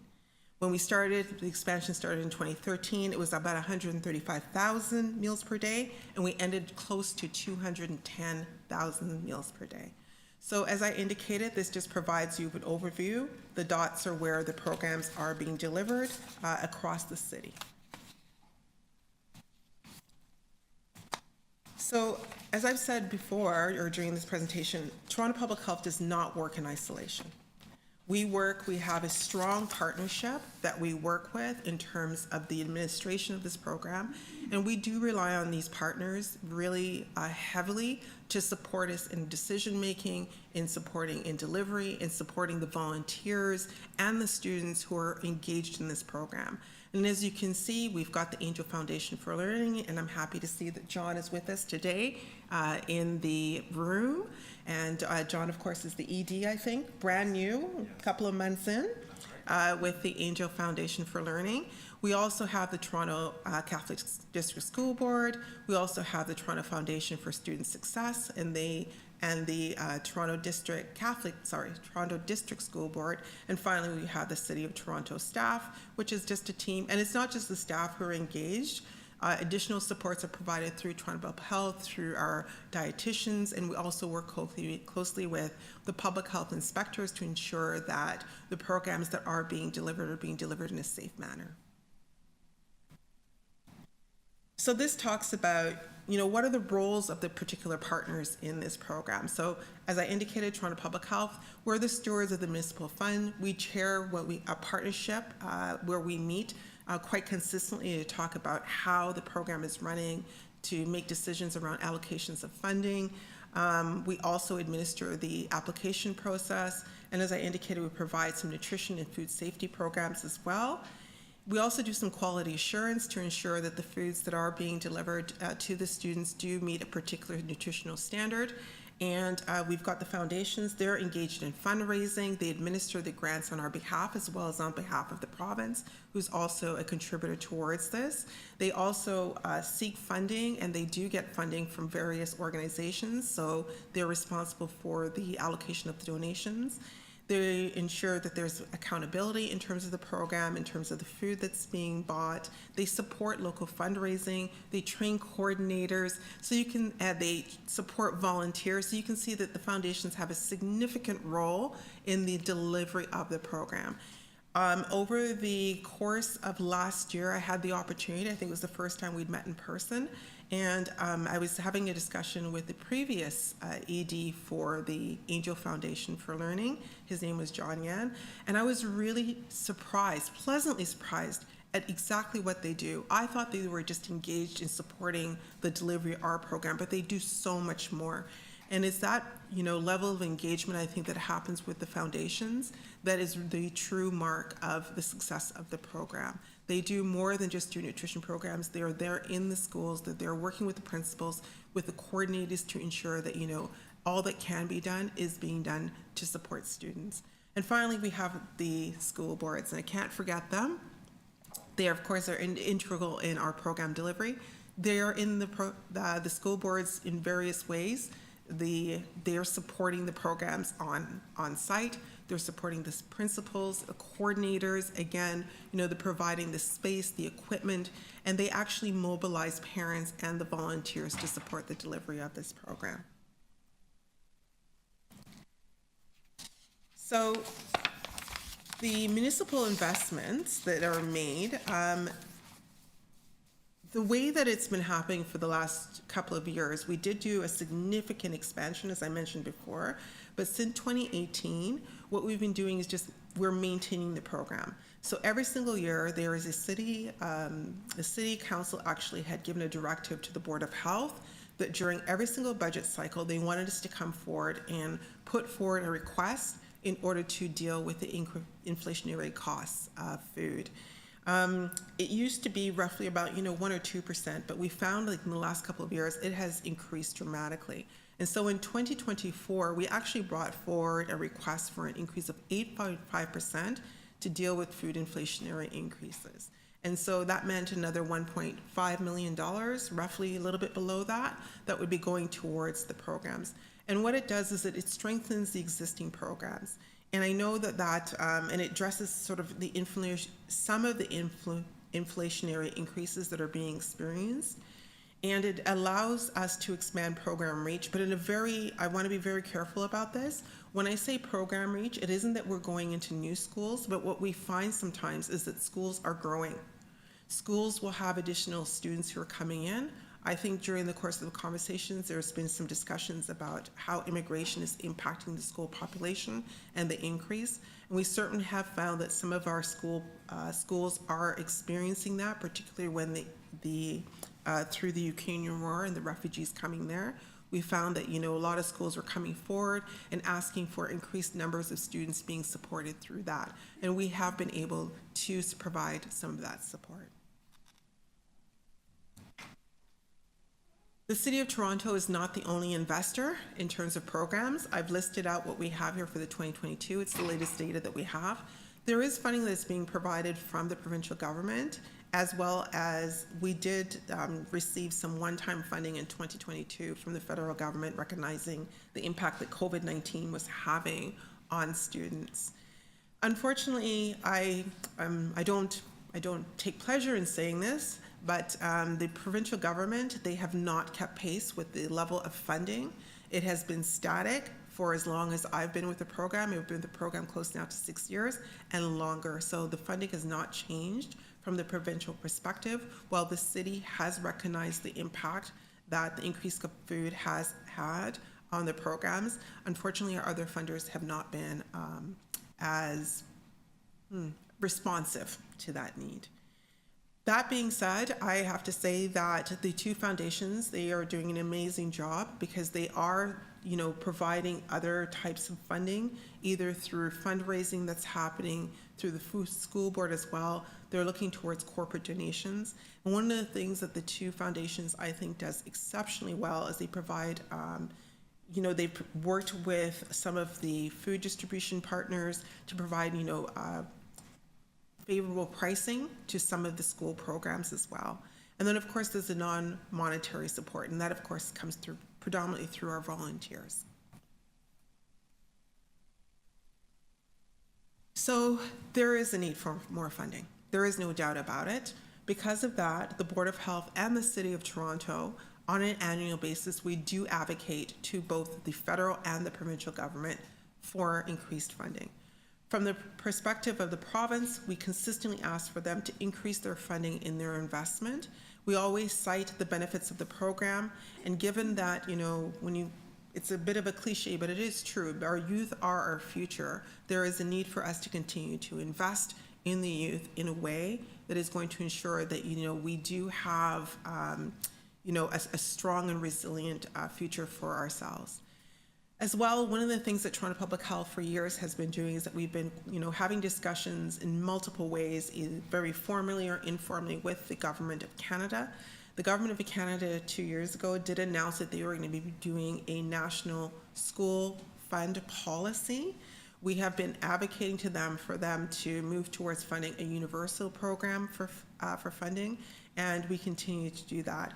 As recent as October of 2023, Mayor Chow joined with a few other municipalities requesting that the Government of Canada please move forward on their promise, their budgetary promise, and provide funding through the universal program. And that takes me to the end of the presentation. Thank you, Althea. That was terrific. Appreciate it. So with that, I'll open the floor for members for comments and questions. Trustee Rizzo. Yeah, I'm just wondering if you could, through you, Mr. Chair, elaborate on the expansion in 2018 and where that expansion took place. I wouldn't be able to static here. Through the chair, I will not be able to tell you in exact detail exactly where the expansion took place. I don't have that data right in front of me. I'm sure I could provide it through the chair at a later date. What I can say, however, is the process that we used in order to make a decision about where we would go. And we have a methodology. It's called the low income measure. It's a measure that's used not only by Toronto, but other student nutrition programs within Ontario. It's also a measure that's used widely in terms of determining when you've got limited funding, where are the best places to actually make investment. The low income methodology involves schools would have made applications. We would have requested at that time that they provide us with the postal codes of all their children. That information goes to Stats Canada, and Stats Canada, based upon taxpayer filings, comes back and tells us how many households are considered low income. There's a threshold that we use of 23%, so if more than 23% of your students are classified as low income, then they would have received funding through the expansion process. Okay, so there has been no increase, as I understand it, of childcare program. There's been an increase in the schools by virtue of the increase in demand, like the Ukrainian refugees, that kind of thing, and more need for nutrition programs as a result. I don't know why I'm buzzing, but I'm buzzing, so sorry about that, Mr. Chair. I'm just wondering if you could share what because I have been told that the programs that were funded, and that there is no additional programming or funds for any additional programming, and that there is an appeal process, and that no school communities have been admitted through the appeal process. So am I all wrong, or? Through the chair, so we have, the expansion ended in 2018, as I indicated. Since that time, what we've been doing is all the increases that have been provided through the program, through the municipality, has been to deal with the increased cost of food. So by doing that, you're correct.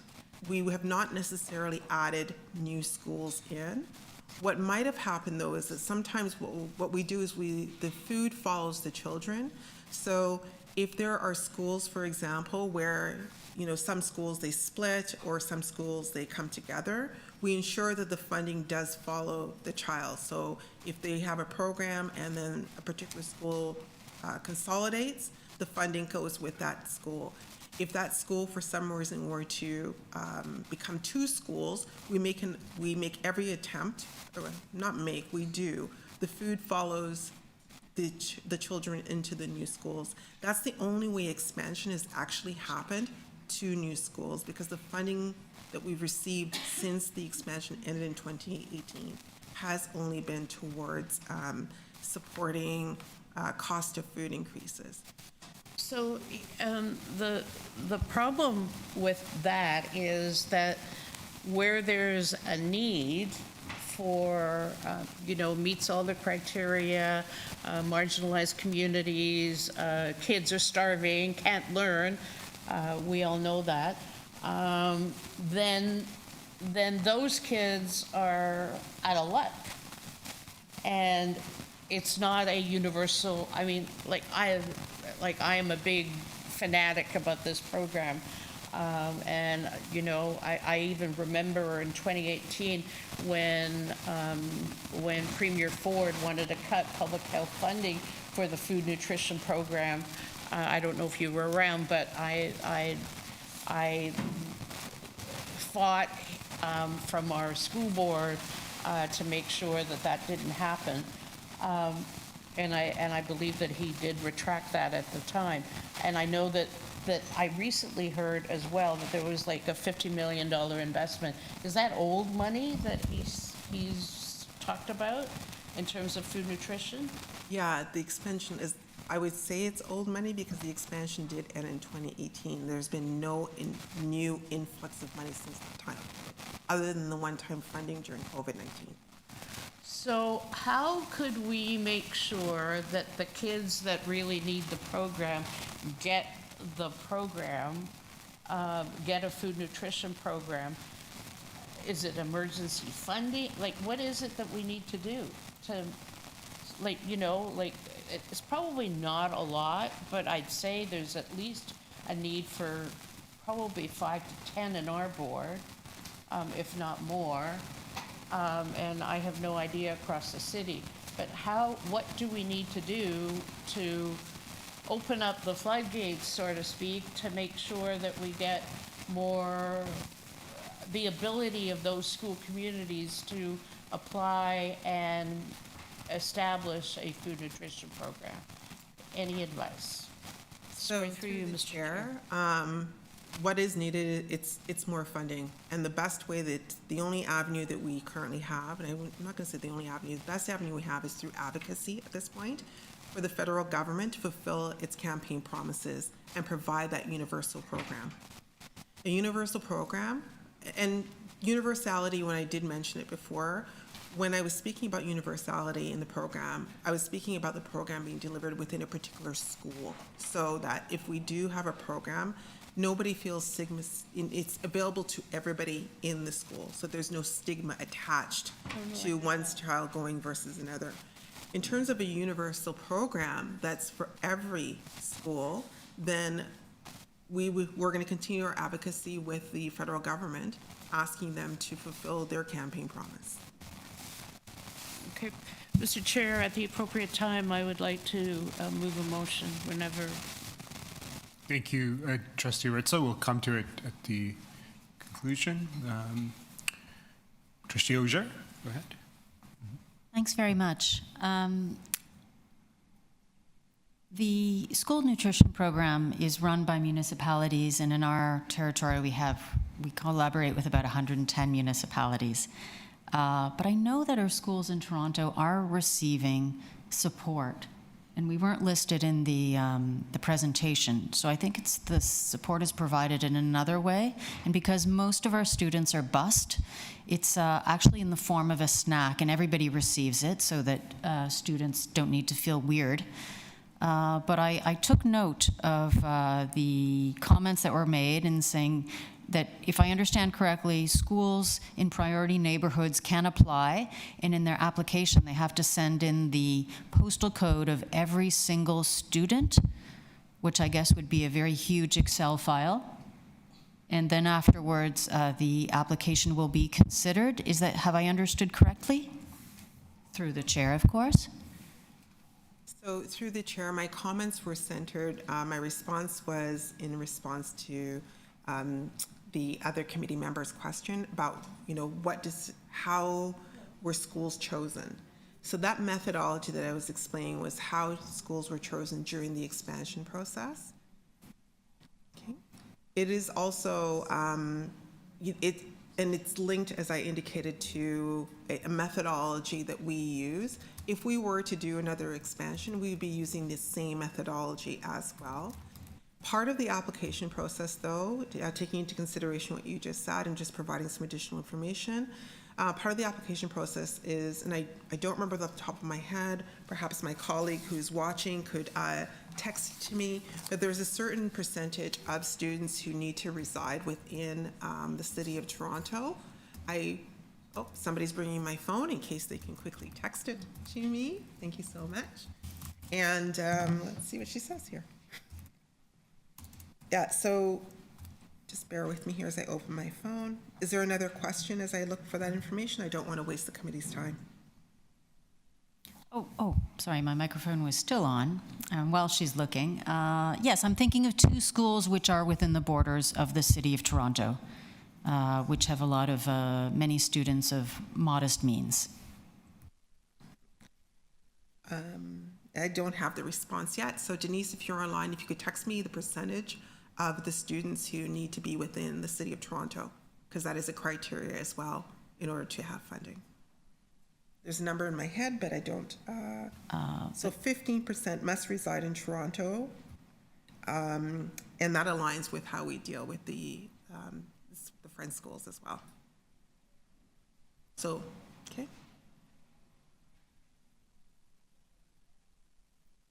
%15%. Thank you. So if I understand correctly, it's no longer opening to new applications. That is correct. At this point, our priority is sustaining the particular programs that we do have. Thank you. You're welcome. Thank you, Trustee Auger. Any other trustees? Okay. Chair? Yeah, go ahead. Sorry, I wasn't aware. Go ahead, Trustee Auger. Thank you, the Chair. Thank you. I just wanted to also touch base on something that Jason had said earlier about early interventions versus reacting situations. And I think this is one way we keep kids engaged. We're addressing a barrier as early as possible so that we can keep kids engaged in school and they're able to focus as well. So through the TDSB's 23-24 student census, it revealed to us that 14% of students often or always feel hungry due to food insecurity. And so we know that this is going to impact as well their academic achievement as well. Also, Trustee Sri Skandaraja had brought forward a motion asking for a more brief needs assessment, drawing on current evidence about the role of nutrition and development and learning, as well as a strategy to increase student access. So there's a lot of advocacy happening at the TDSB to see how we can address student needs. I just wanted to ask a question to staff. When it comes to use of postal codes, and we use postal codes often to look at LOI at the TDSB, and this concern always comes up for me. What about families that have households that have multiple families living in a household where maybe their income isn't being recorded, so it's not really revealing the true status of those homes? And oftentimes at the TDSB, staff will share that the principals or the vice principals or teachers really know which students are in need of these programs, and they're able to kind of identify the needs at their local level. But my concern is when we, in our methodology, when we use postal codes and when it's not really revealing the information that we need. Is this something that we're going to be thinking of going forward? So through the chair, this question has actually come up a few times in the past, and we have gone through and had some worked with legal services to determine whether or not any change can be made. And there was a report that was provided. However, the report is confidential. I cannot speak to the outcomes of the report in such an open format as this meeting. But needless to say, the LIM, and we have done some analysis as well to determine if there are other methodologies that could be used, because this had come up. And we looked at 4 other methodologies that could be used. The issue with the other methodologies is that there were 2 of them that were, really resource intensive on the part of the schools to actually gather that information. And then the other 2 that we did look at as well, they were not what you'd be considered equitable measures, because again, they didn't take into totality some of the components that we have, and there was it was really up to subjectivity. So when we're doing these programs, we really need to rely on something that, where as much as we can be as objective as we can be.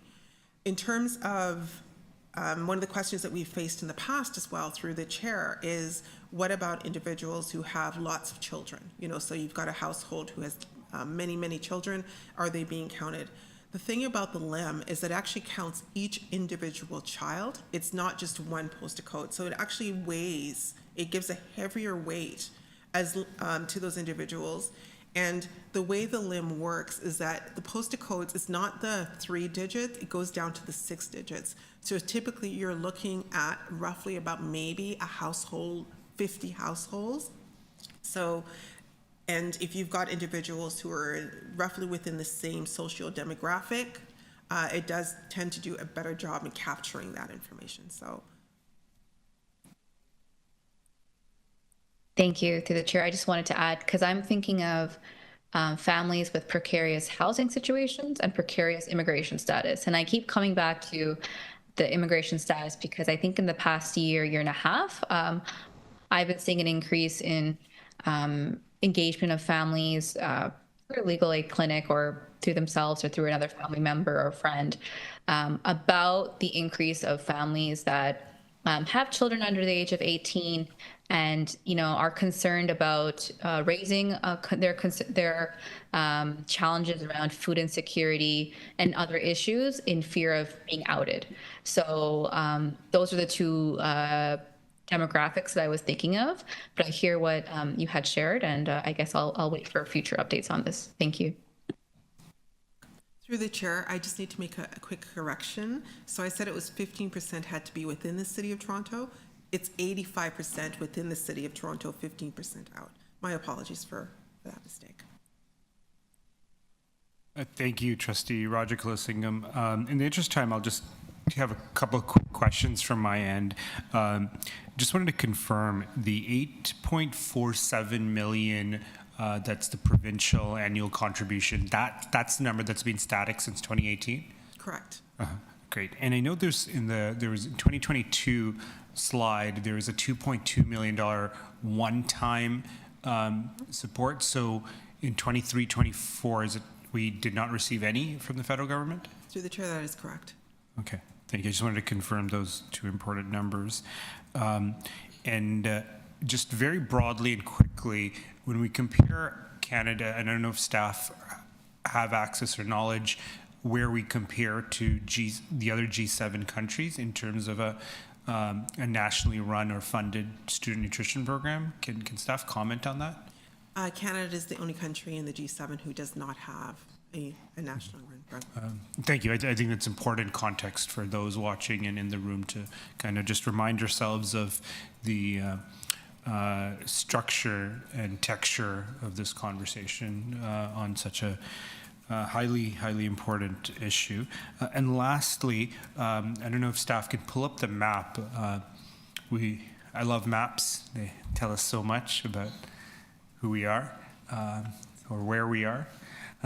If we can pull up that map from the on slide.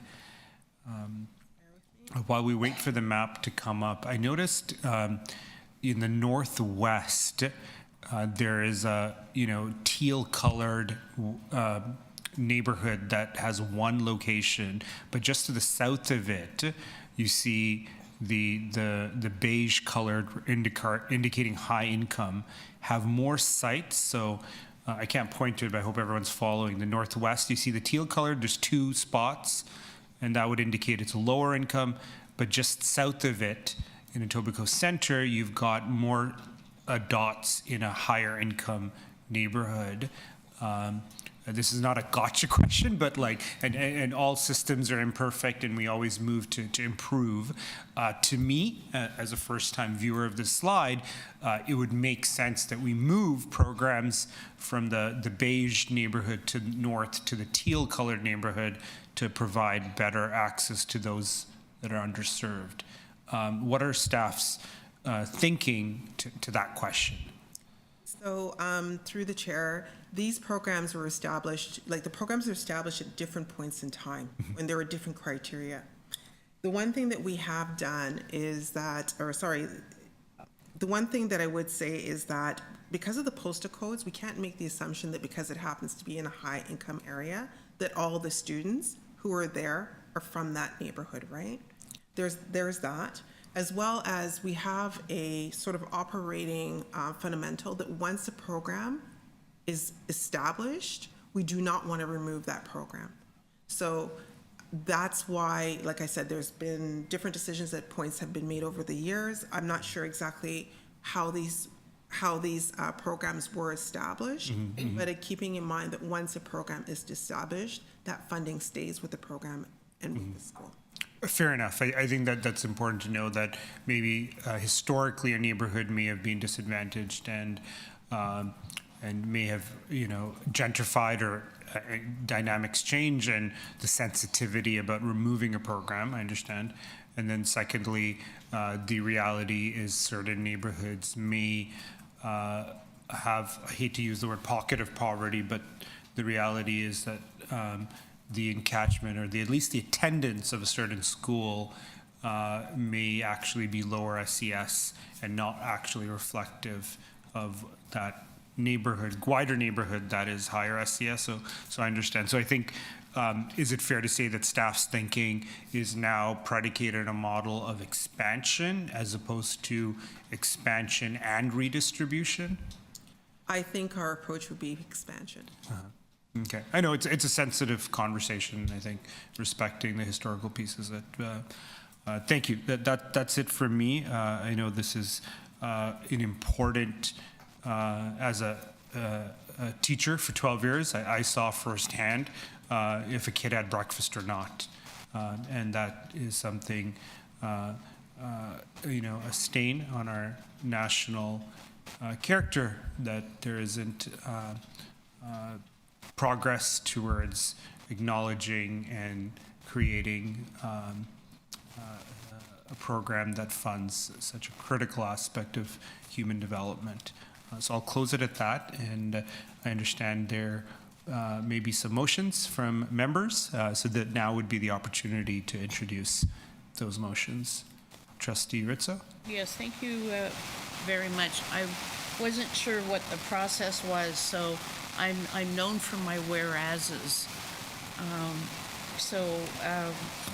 I'm going to say it because I think that they're all very important, and I did use your thank you very much for the presentation. Do you want receipt of this presentation before the motion?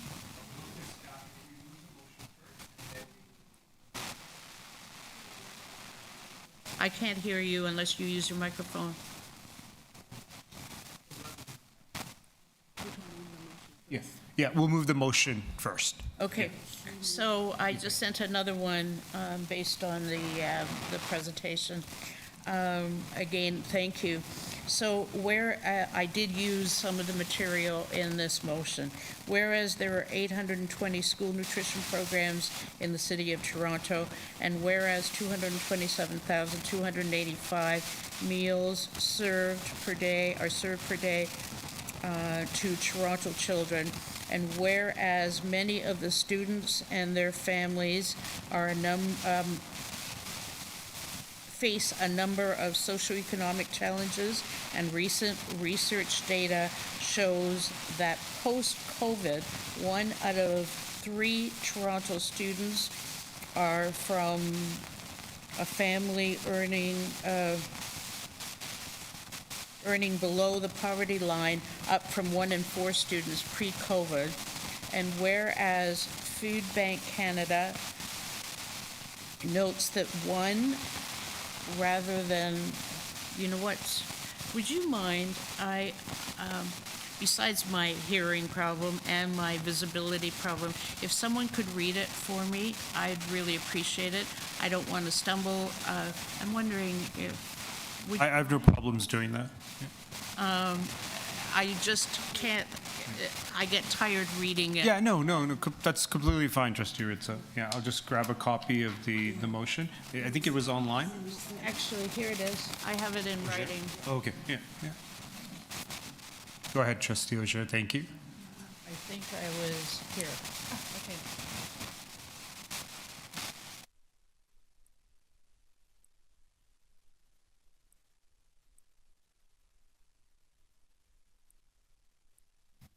Okay, very well. I'll pick up where it was left off. Whereas Food Bank Canada notes that more than 1/3 of food bank users in Canada are children, representing 400,000 visits to food banks each month, and whereas the rising cost of groceries is putting pressure on families in our city, in Toronto, 28% of food bank clients are children and youth, and whereas the federal government promised to implement a national school food program and has not fulfilled its commitment to date, and whereas the need for a universal nutrition program is more urgent now than ever, and whereas among G7 countries, Canada is the only one without a national school food program. Currently, over 3 million children in Canada are living without guaranteed access to nutritious school meals.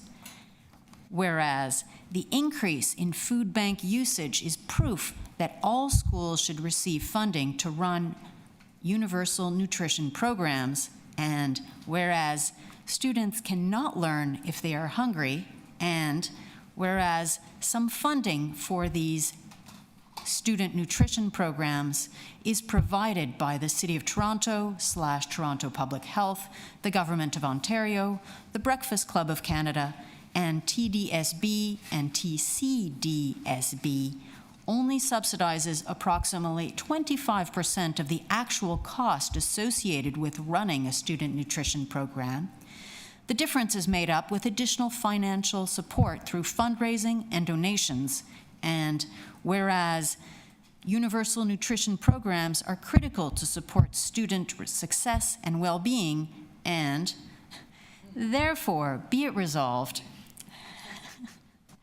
that the school board / city advisory committee recommends to Executive Council that 1, City Council request that the Association of Municipalities of Ontario, Federation of Canadian Municipalities, to call on the federal government to establish and fund a universal nutrition program, and petition the Government of Canada to fulfill their commitment for a universal national nutrition program and allocate funds to support the program across the nation, and urge the federal and provincial governments to work with Toronto's food nutrition program so more children can receive nutritious food at school through a universal nutrition program. Excellent. Thank you, Trustee Rizzo and Trustee Auger, for sharing the entire motion. Sorry, there's two other parts to it. I've sent it to the clerk. Sir, Sorry, I wasn't aware. I thought that was the only one. Okay. yeah, well, it was a result of the presentation. I sent it to you. I did. Oh, I wrote it out and I didn't save it. This is not good. It should be in your sent folder, I would imagine. Okay, so I think it's somewhere around here. I'll do it again. I might have made a mistake. Oh, geez. I'll go find it in my sent. Can we maybe have a debate on that, and then it's sort of, I'll try and find it in my sent.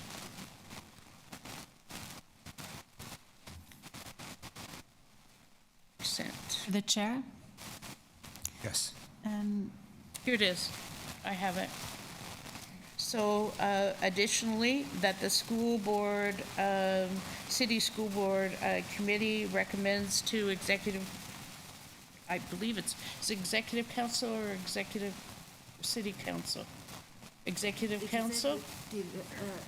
Executive committee to consider, one, lifting the moratorium on establishing new food nutrition programs to students in marginalized priority neighborhoods as identified by Toronto Public Health. And number two, making a request to the provincial government to continue to fund food nutrition programs and appeal to them to fund newly established food nutrition programs. And I did send that to the clerk. Do you want me to send it again? Did I make a mistake on who I sent it to? You sent it to SBAC SBAC at toronto.ca. toronto.ca. That's where I sent it. Trustee Rizzo, I was advised by staff, as we sort that out, we'll put the item on hold and come back to it once we've got all the language sorted and on screen. Is that okay, Trustee Rizzo? Yes, thank you. Okay, great. I don't believe there's any other motions, but if there are members who are looking to, please let me know. Yes, thank you, Chair. I'm getting used to the functioning of the City of Toronto meetings, and I was going to suggest that our future meetings start at 9 a.m. instead of noon. Should I wait for the next point? Yeah, when we get to the item on the meeting schedule, yes, if you don't mind.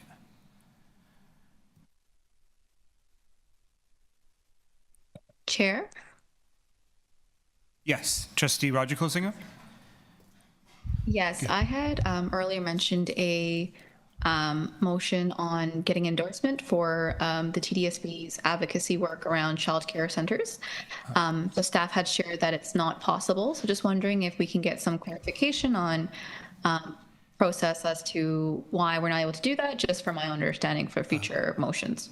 Yes, staff had shared that a very similar motion was passed, well, not motion, but recommendation that came out of the mayor's budget to that. I think they may have shared the link. So staff is advising me by virtue of that recommendations 48 and 49 from the budget were passed at council. Passing something similar is redundant, and therefore staff's advising it can't be moved for that reason.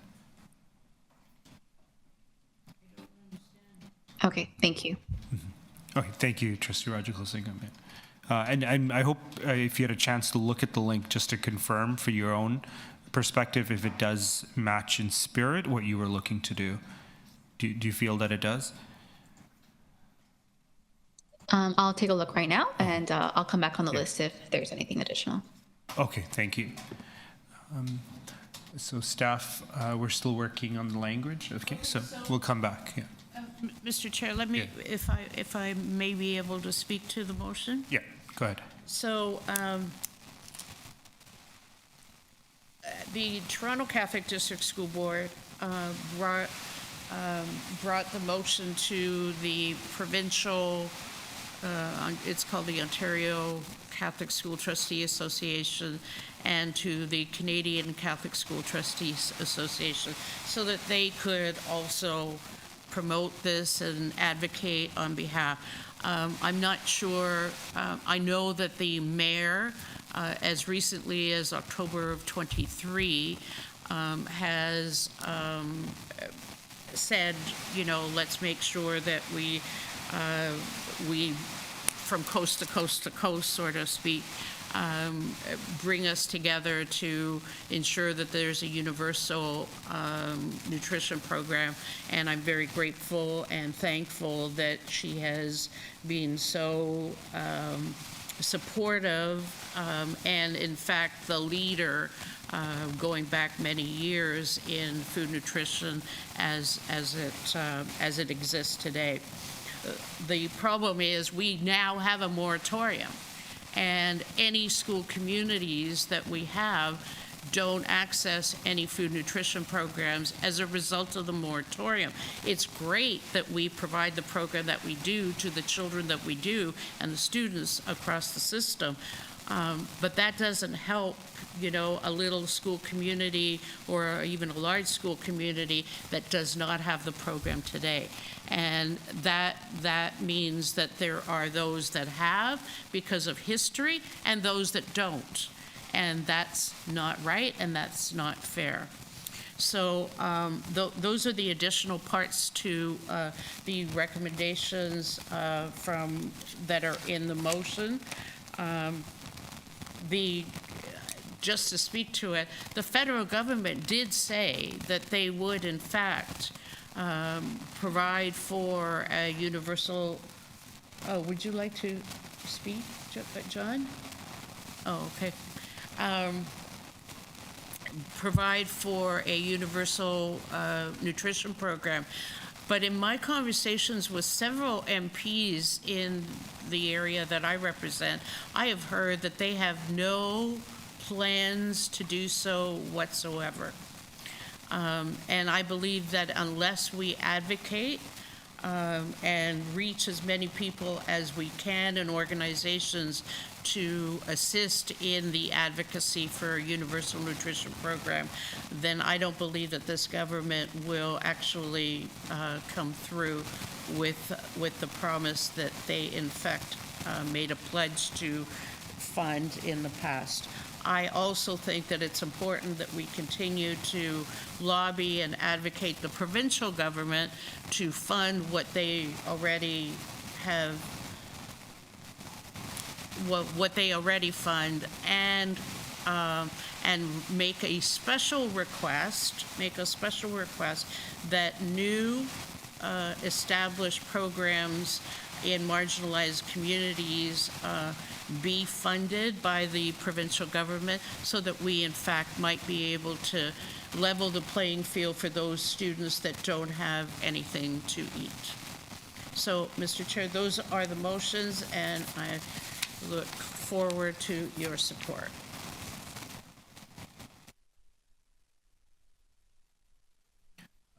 Thank you, Trustee Rizzo.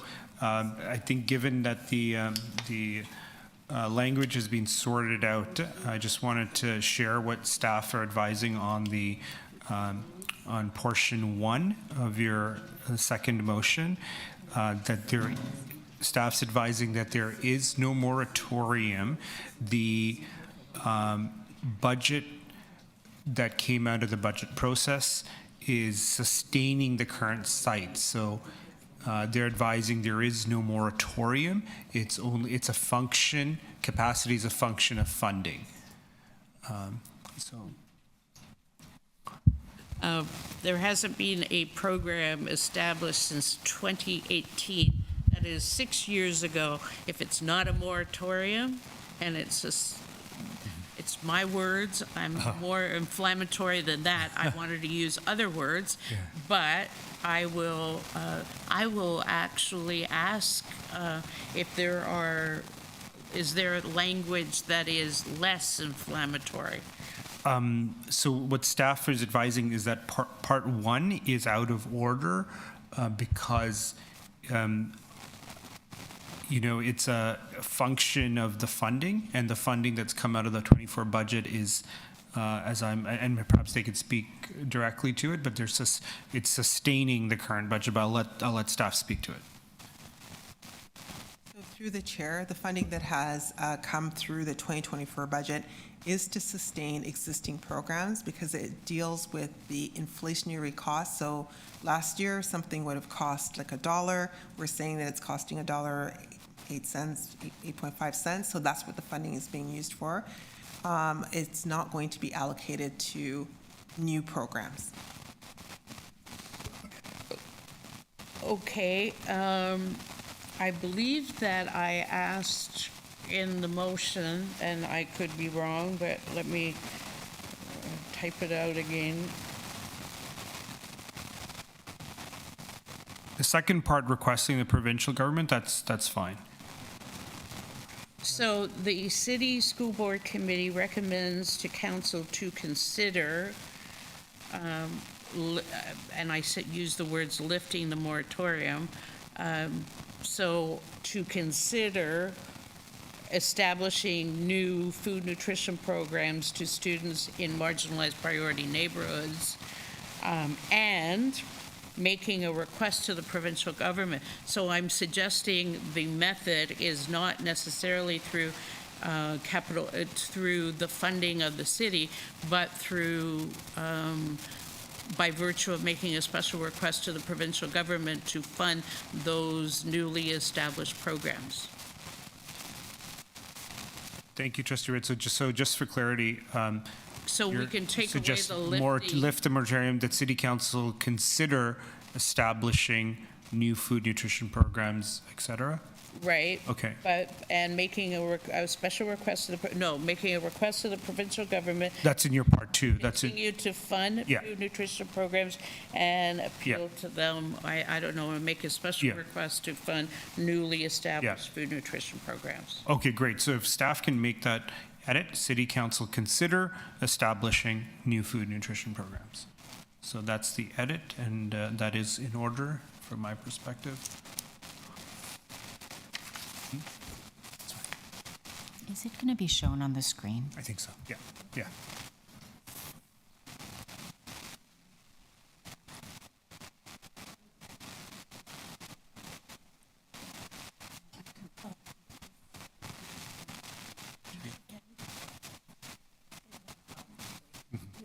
Yeah.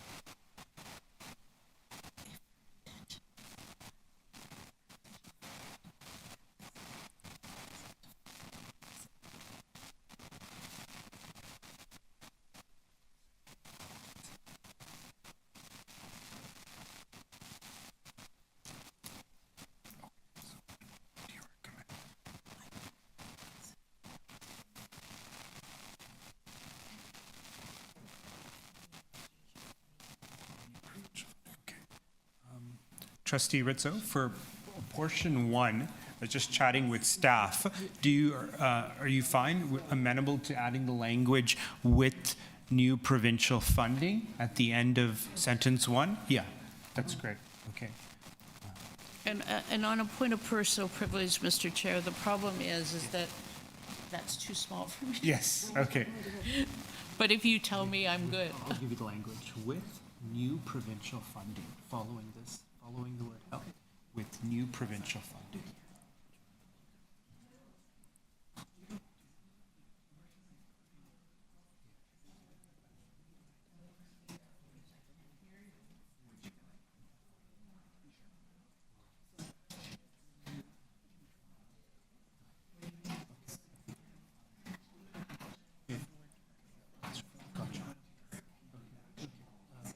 City Council consider establishing, so just take out Toronto.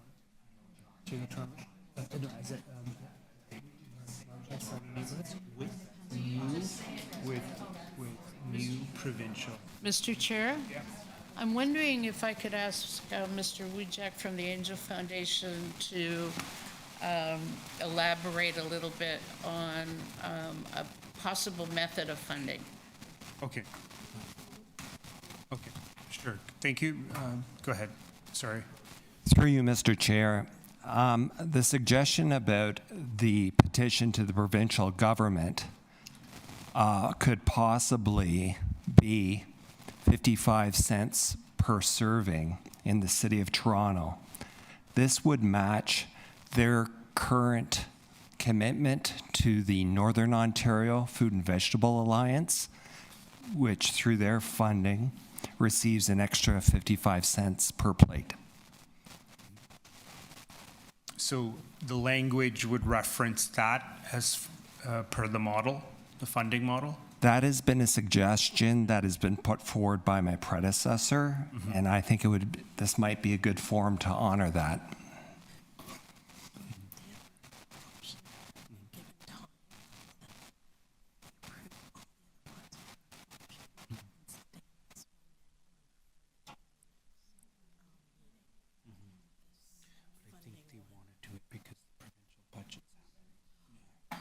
Yeah, so can that language be provided? Just to test it? Okay, great. So what we'll do is we'll hold the item. We'll quickly wrap up the other items, come back to this, and I'd like to finish this within 10 to 15 minutes if I see heads nodding. So we'll do this. We'll just hold this item, and we'll quickly proceed to 1.3 with the committee's consent. If that can be, is that an item that can be done very quickly? 1.3 meeting processes. Can I move to? Can I defer it? Can I move to defer it to the next meeting? Yeah. Sorry. I didn't know what 1.3 is. It's the meeting processes and the simplified rules of procedure. It's a presentation from clerk's office. I think so, but they've got a 15-minute presentation. So I'll move to defer that to our next meeting. All in favor?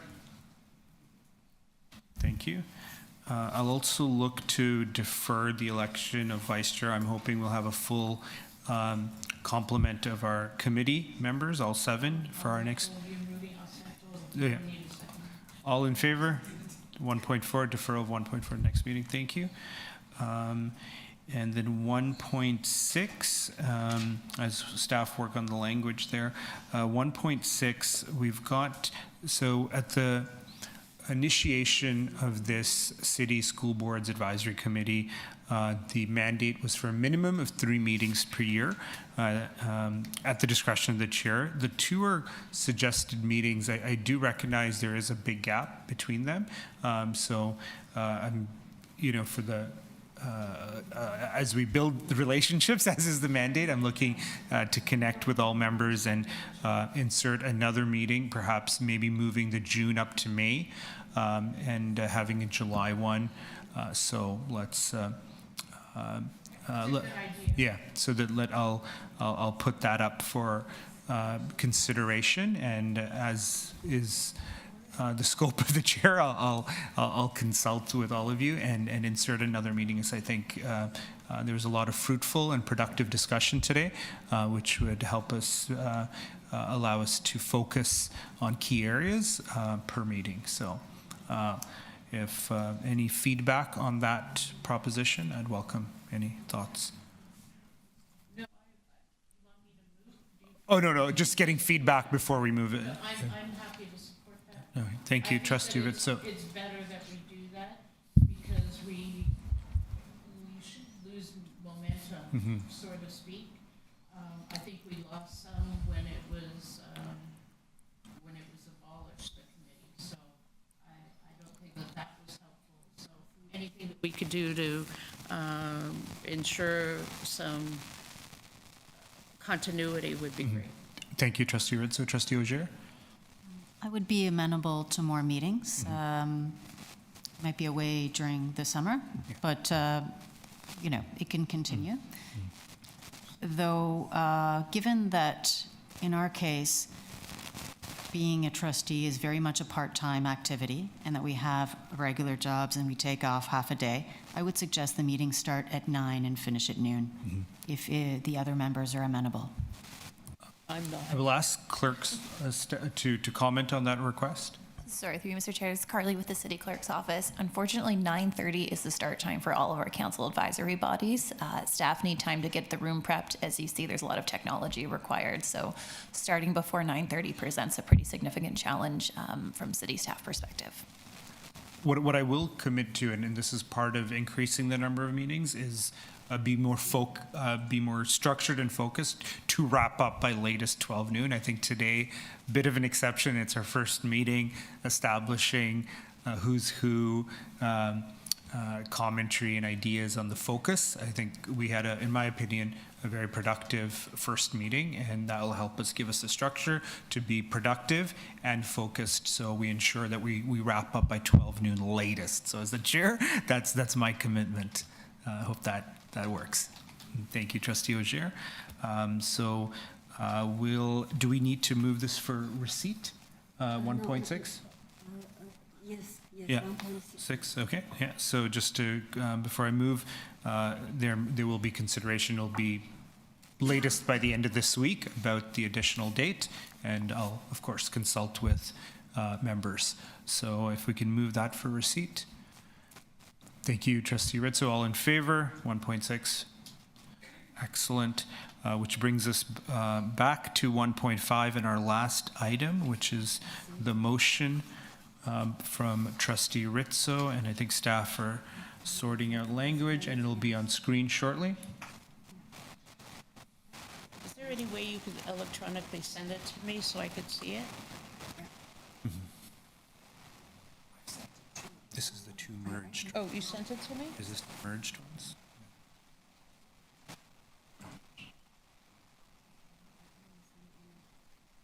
Okay. Oh, this is motion B. So can we do motion A first and then motion B, or staff? Yeah. 2. S. Oh, we have to discuss. I think. B. Yeah. Oh, so did you receive John? Yeah. It's all good.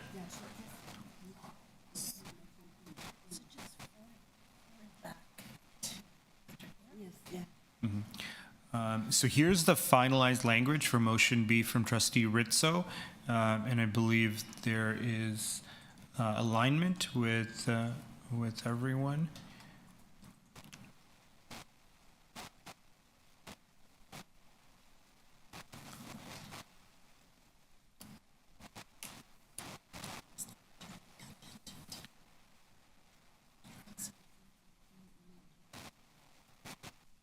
Yeah, it's okay. It's fine. I can't hear. Yeah. Thank you.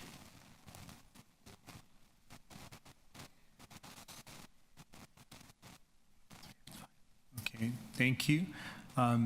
Seeing no discussion on the item motion B, we'll move to the vote on motion A and B.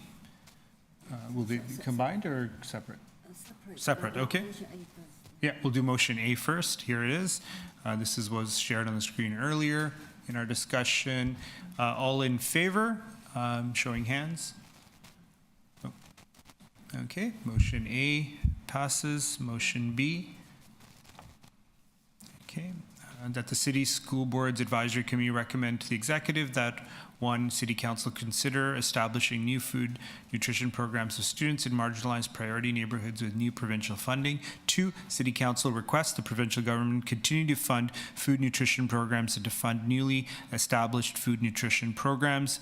3, City Council requests the Province of Ontario increase its financial commitment to SNPs in Toronto at 55 cents per serving per meal in alignment with the Northern Fruit and Vegetable Alliance allowance in order to honor the rising cost of food in the City of Toronto.